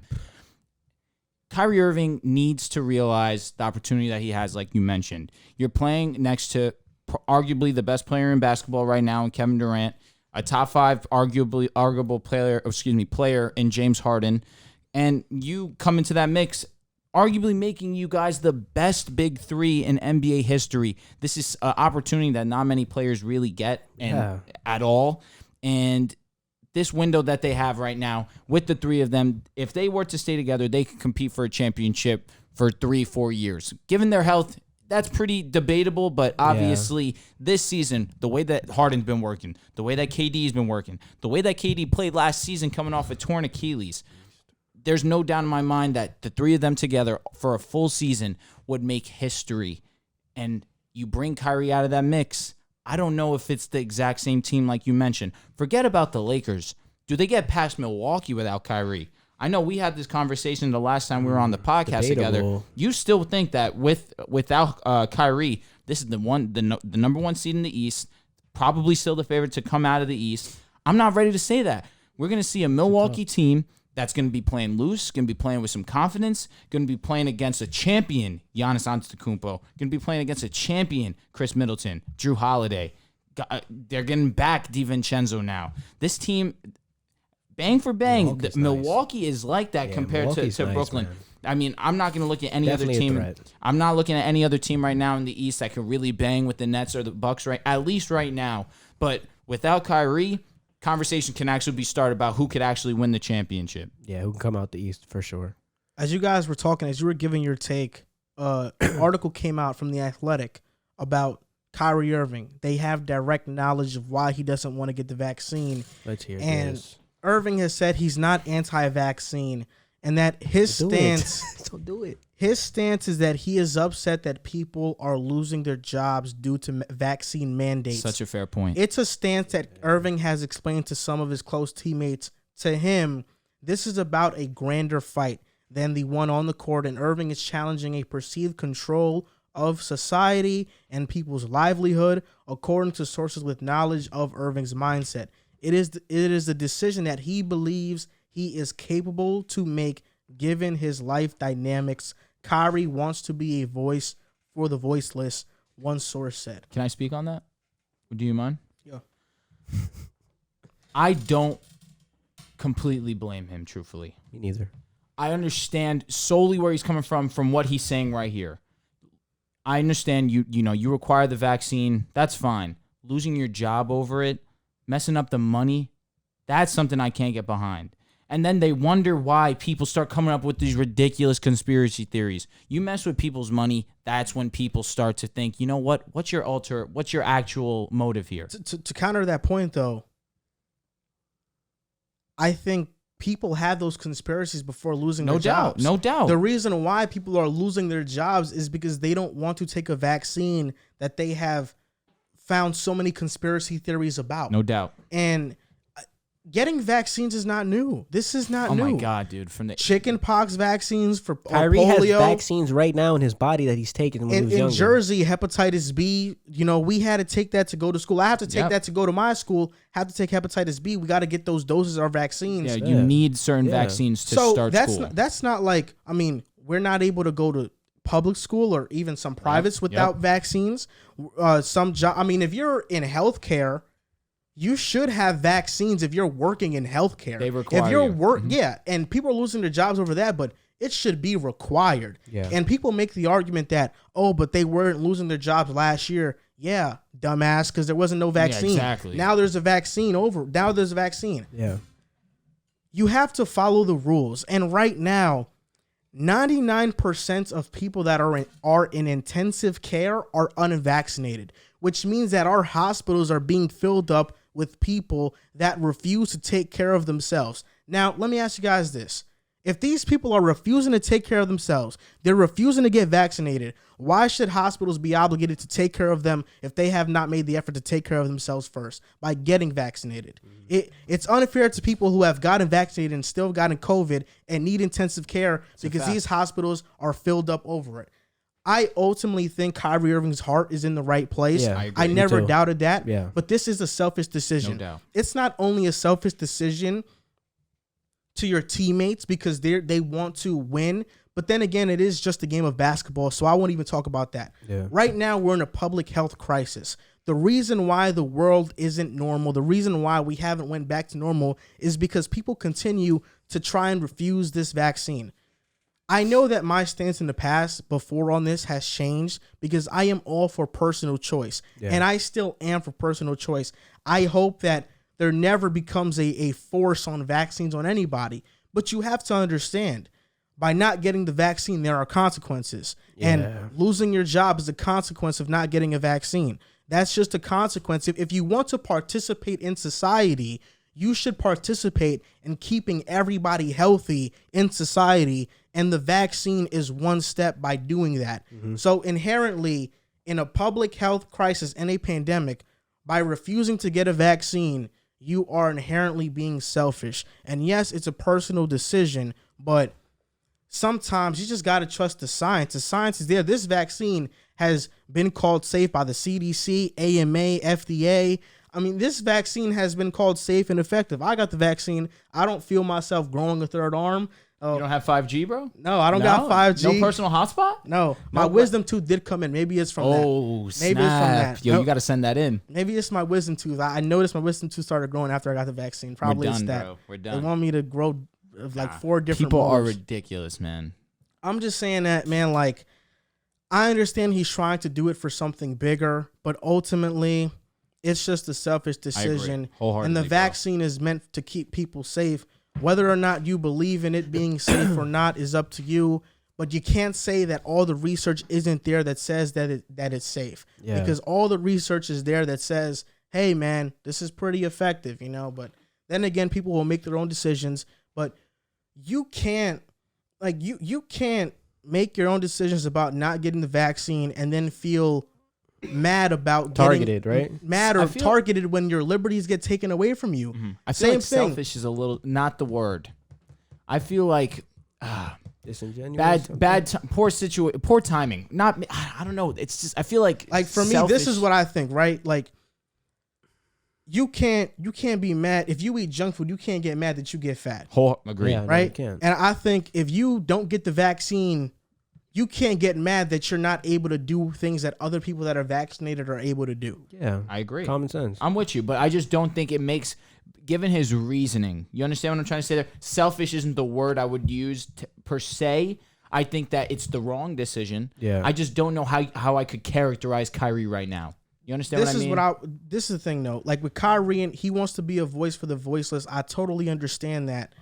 But at the same time, don't you think the solution to people not losing their jobs is to educate them that the vaccine is effective? Very good Or point. their To say lives. that, hey, the vaccine isn't as bad as you think. Because if Kyrie's doing this for a bigger fight, I'm not going to get the vaccine because people are losing their jobs. That's a fact. Well, Kyrie, you're losing your job over That's not a getting fact. it. I mean, you look just as dumb as the rest of them. What voice are you going to use? It's the same thing in the bubble when he was trying to fight for social justice. Mm-hmm. He was trying to fight for social justice by not playing and costing the NBA millions upon billions of dollars. But again, that situation, I understand. Yeah, but that situation would have set back the NBA years. For sure. That was a poor They way of lost a lot of handling it. money. So then, LeBron talked about it because LeBron talked about They how had they a were planning to personal- shut it down. Barack Obama called him and said, "This is not the way to do things, LeBron. Y'all got to do something different." Yeah. He called the players union and told them, "Look, y'all are gonna fuck up the league if y'all do it this way."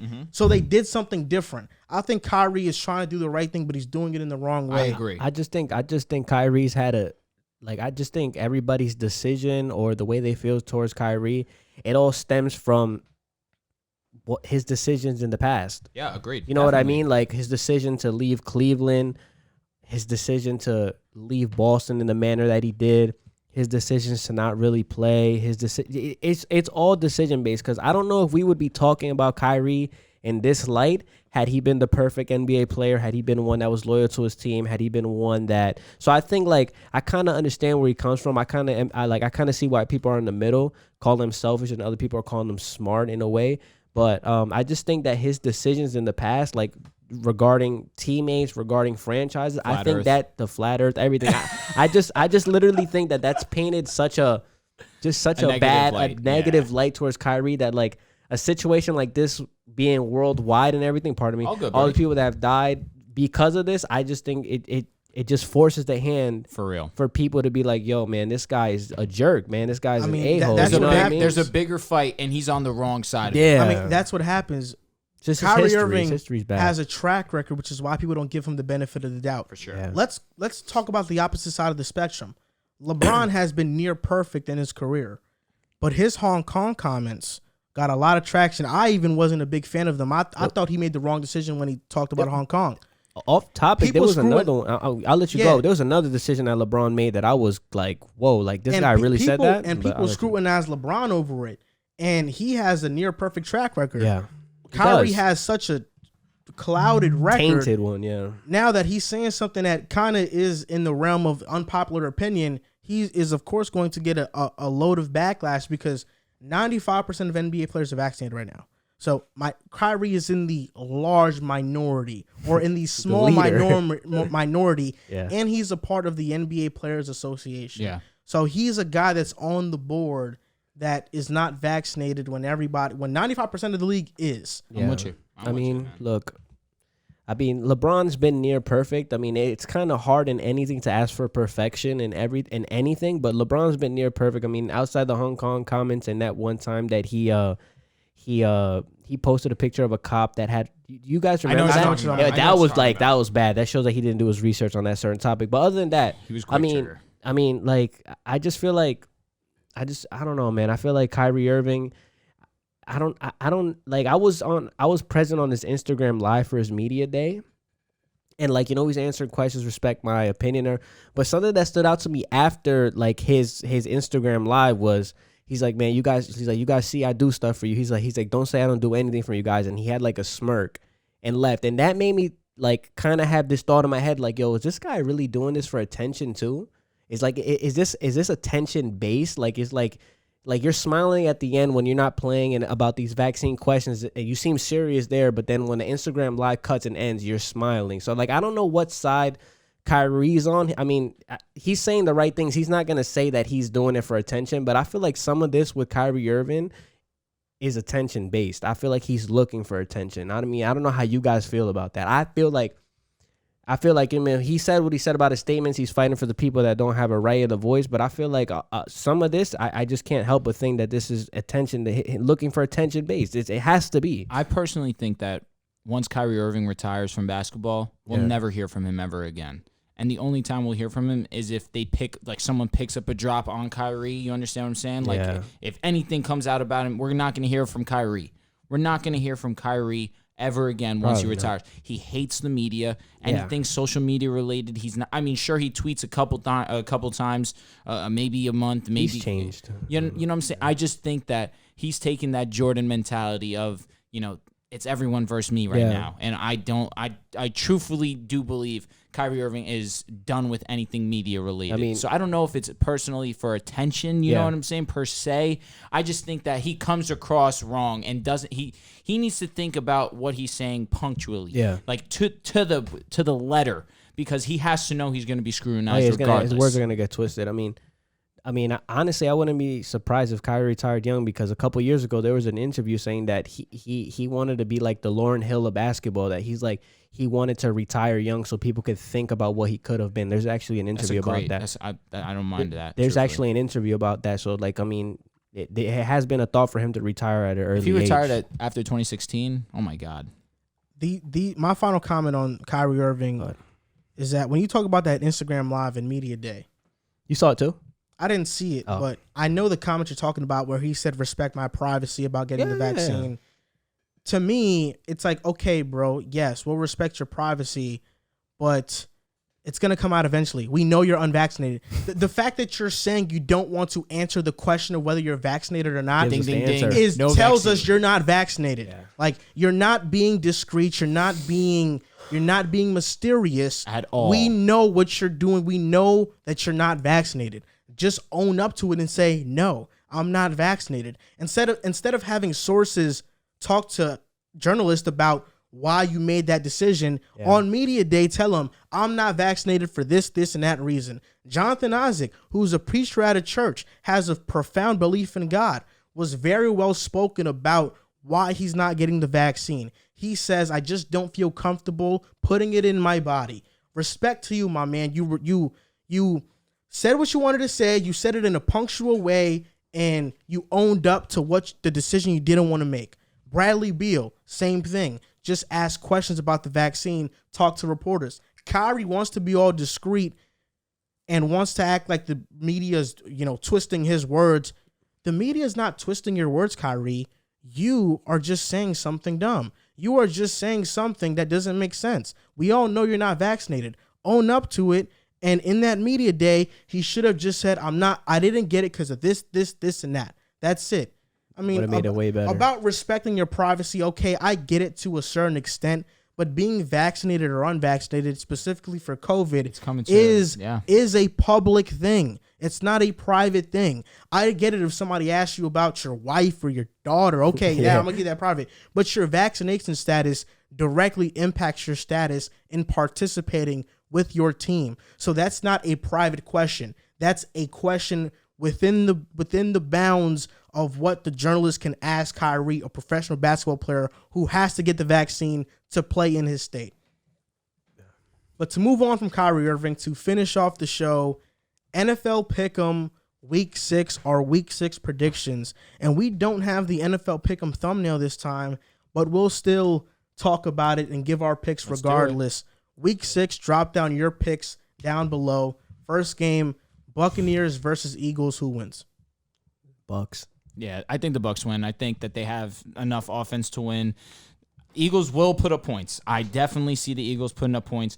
I don't think it'll be through the run. This isn't Miles Sanders' breakout week. Do not play him. Kenny Gainwell might have a good game, though, because obviously the Buccaneers secondary is spotty, and Gainwell's had some success in the past. So I think the Bucks do win, but the Eagles put up some points. I think the Buccaneers win pretty easily. This is the first week I can probably see a defense stopping the Eagles' offense completely, even though Dallas pretty much did that. Yeah. But I can see the Bucks completely stopping the Eagles this game. Next game, Dolphins versus Jaguars. The Battle of Florida. I mean, you know what? I'm going to go on a limb here, and I'm going to say that Jaguars are going to get their first win of the season against the Dolphins. I'm going to say it. This is tough. I said it last week that I thought the Jags were going to get their first win. They didn't. I'm not going to continue to go on that trend. I think a London game, I think the Dolphins might pull this one out. I'm not ready to think the Jaguars are going to take that leap yet. I have the Jaguars. I think the Jaguars are going to win. The Dolphins with Jacoby Brissett, and they don't have that great of a team. The Jaguars are there. They're right there on the verge of their first win, which means that I can start talking to Chance again because I'm waiting for his team to finally get a win. That's funny. And so until his team gets a win, I'll talk to him again. Is Tua potentially coming back next week? He practiced, but I don't think it's this game. Okay. All right. No worries. Next game, Vikings versus Panthers. I had the Vikings winning that game. I think the Panthers win this one. I think that they've had a rough couple weeks. Definitely blew last week against the Eagles. Should never have lost that game. I think that the Panthers do win this one. The Panthers have been having rough 2 weeks because Sam Darnold has proven that he's not a good quarterback. He's average, not good, which is why Vikings, you got to stay consistent. Stay consistent. Why the Vikings are going to win this game. I'm a little disclaimer. Vikings are really talented. No, they have a really good team. They definitely are talented. It's just defensively, they're not the best. Yeah. And offensively, without their actual main identity in Dalvin Cook, the offense really isn't what it should be, even though Madison has played really well. But that being said, I'm not letting you off the hook. Sam Darnold, he's not good. All right, now he's not good, but when he was eating, you loved him. I was joking. You can't always say that when you say something. I was joking.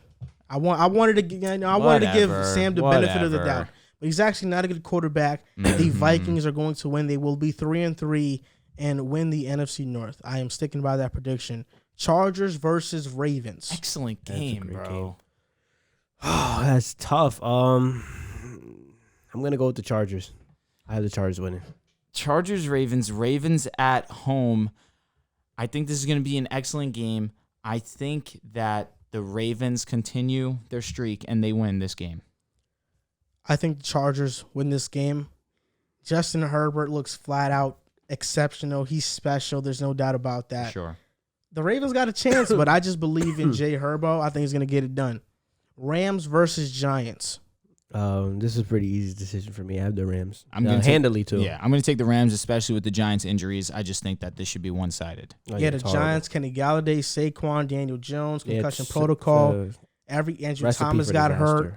Yeah, I'm going with the LA Rams as well. Handily. Matthew Stafford will have a pretty good game. Well, I think he'll be great or elite. That is still to be seen. I'll say good. He'll be good. Okay. Hopefully a better performance than what he had against the Seahawks. That's the wait and see. Giants defense isn't that good. They're not that good. It's all right. This guy's opinions are wacky. Texans versus Colts. I have the Colts. I think they're the better football team. I think they've been. I got the Colts. I think they've been pretty close. I think this is a team that they're clearly better than. So I got the Colts winning this game. I'm gonna take the Colts easily. Yeah, I'm taking the Colts in this game. Chiefs versus Washington. I feel like I had the Chiefs winning, but I feel like it's going to be a better football game than a lot of people expect. Yeah. But I do have the Chiefs winning. I'm going Chiefs. I think that they have something to prove this week against a mediocre secondary in Washington. Chiefs might put 40 points up this week. Yeah. The Chiefs are going to win pretty easily. Taylor Heinicke has been coming back down to earth as of recent. He's an okay quarterback, nothing exceptional, kind of like Sam Darnold. So I think the Chiefs will win this game pretty handily. Packers versus Bengals. Bears. Bears. Mm-hmm. I was about to say, I got the Packers winning. Packers are the better team. Easy win. Packers. Better. I got the Packers too. Bengals versus Lions. Bengals will definitely win this one. I got the Bengals too. Cardinals versus Browns. You know what? I'm gonna go on a limb and say this is the game that the Cardinals lose this week. Okay. I got the Browns. Okay. I don't think they lose this one. I think that is going to be a match versus the ones and Kyler and Baker, and I think that Kyler's going to come out and show why he is definitely the better QB. Oh, he is. Defensively, it's going to be a great matchup, truthfully. Both sides of the ball, both sides looking at it, I like both these teams' defenses. I just ultimately think Cardinals' offense is going to be better. I think the Browns are going to win. I think the rushing attack is a little bit too much for any team to handle. Yeah. The Cardinals have been really good. Run defense, they're probably the most complete team in the NFC thus far in terms of just having everything working for them. But I think this is the game the Browns win. Yeah. They came out for a tough loss last week versus the Chargers. Their offense could put up points. Baker played exceptional. He did. This is the game I think they win and Cardinals get their first loss on the season. Cowboys versus Patriots. I mean, I mean, I got the Cowboys. I think they're a better football team. I think this game will be close just because, Bill Belichick coaches the Patriots. The Patriots have a great defense. I think they're going to lose this game on the offensive side of the ball, though. I don't think they don't have enough firepower offensively. So, I mean, I got the Cowboys winning pretty handily. Cowboys probably will win very easily. Raiders versus Broncos. Who do you got, Cowboys or Pats? Oh, I got the Cowboys. Okay, go You ahead. got the boys? Yeah. I got the Broncos beating the Raiders. I think a lot of turmoil going on with the Jon Gruden situation. Raiders coming off back-to-back losses. I think the Broncos get this game. I know where Joel's going, so I'm going to go the opposite, obviously. I'm going to go Broncos. This is going to be a very close game because these are two teams that Who's home? Us. started out very good, but now they're pretenders, and rightfully so. I think the Broncos get this win. I'm I don't think shocked. the Raiders Wow. win this I'm game. shocked. But, it'll be close. Maybe Derek Carr can rally up the troops up over there in Las Vegas and beat the Broncos. I wouldn't doubt it because the Broncos are pretty mid. But, yeah, I do have the Broncos this game. Seahawks versus Steelers. I got the Steelers. Yeah, Steelers will probably win this one. I have Terrible the 8 Steelers. o'clock game. My God, it's so bad. Yeah, I have the Steelers in this game too, especially with Geno starting. And now Monday Night Football, Bills versus Titans. This is a good Another game. trap. You think so? I think it's. I mean, who's out for the? Is everybody healthy for Tennessee coming into the AJ game? Brown is back. Derrick Henry's I there. don't know Where's if- Julio? Where's Julio? That's a question mark. I don't know if Julio's going to play or not. I mean, if he plays, I would be interested in watching the game. I got the Bills though. I think they're a better team on both sides of the ball. Look, I this, got Bills. this is another week where the Bills are playing another. sorry. All good, Oh. bro. They're playing another defense that's terrible, and they're gonna light them up, and everyone's gonna continue to think that the Bills are truly better than they are. But Bills are definitely gonna win. the Bills are going to prove once again that they're the best team in the AFC against the Titans. The Titans are a good team. This is at home, but that defense isn't very good. The Bills are probably going to light them up. I hope that Julio Jones does play, but now here's where we're going to start to see the separation between the Bills and everybody in the AFC. I think that right now they're gunning for that bye week in the playoffs, and the Titans right now are trying to just stay afloat, and hopefully the Colts don't catch up to them because at 3-3, and if the Colts go 2-4, they're right there. So it can be extremely close. But I have the Bills in this game. Drop down your picks for Week 6 of the NFL in the comment section down below. Those are our picks. And now this is going to do it for episode 120 of the podcast. You can follow us on Instagram and TikTok at Pick Aside Podcast and on Twitter at Pick Aside Pod. Thank you guys for listening and watching, and we'll see you next time.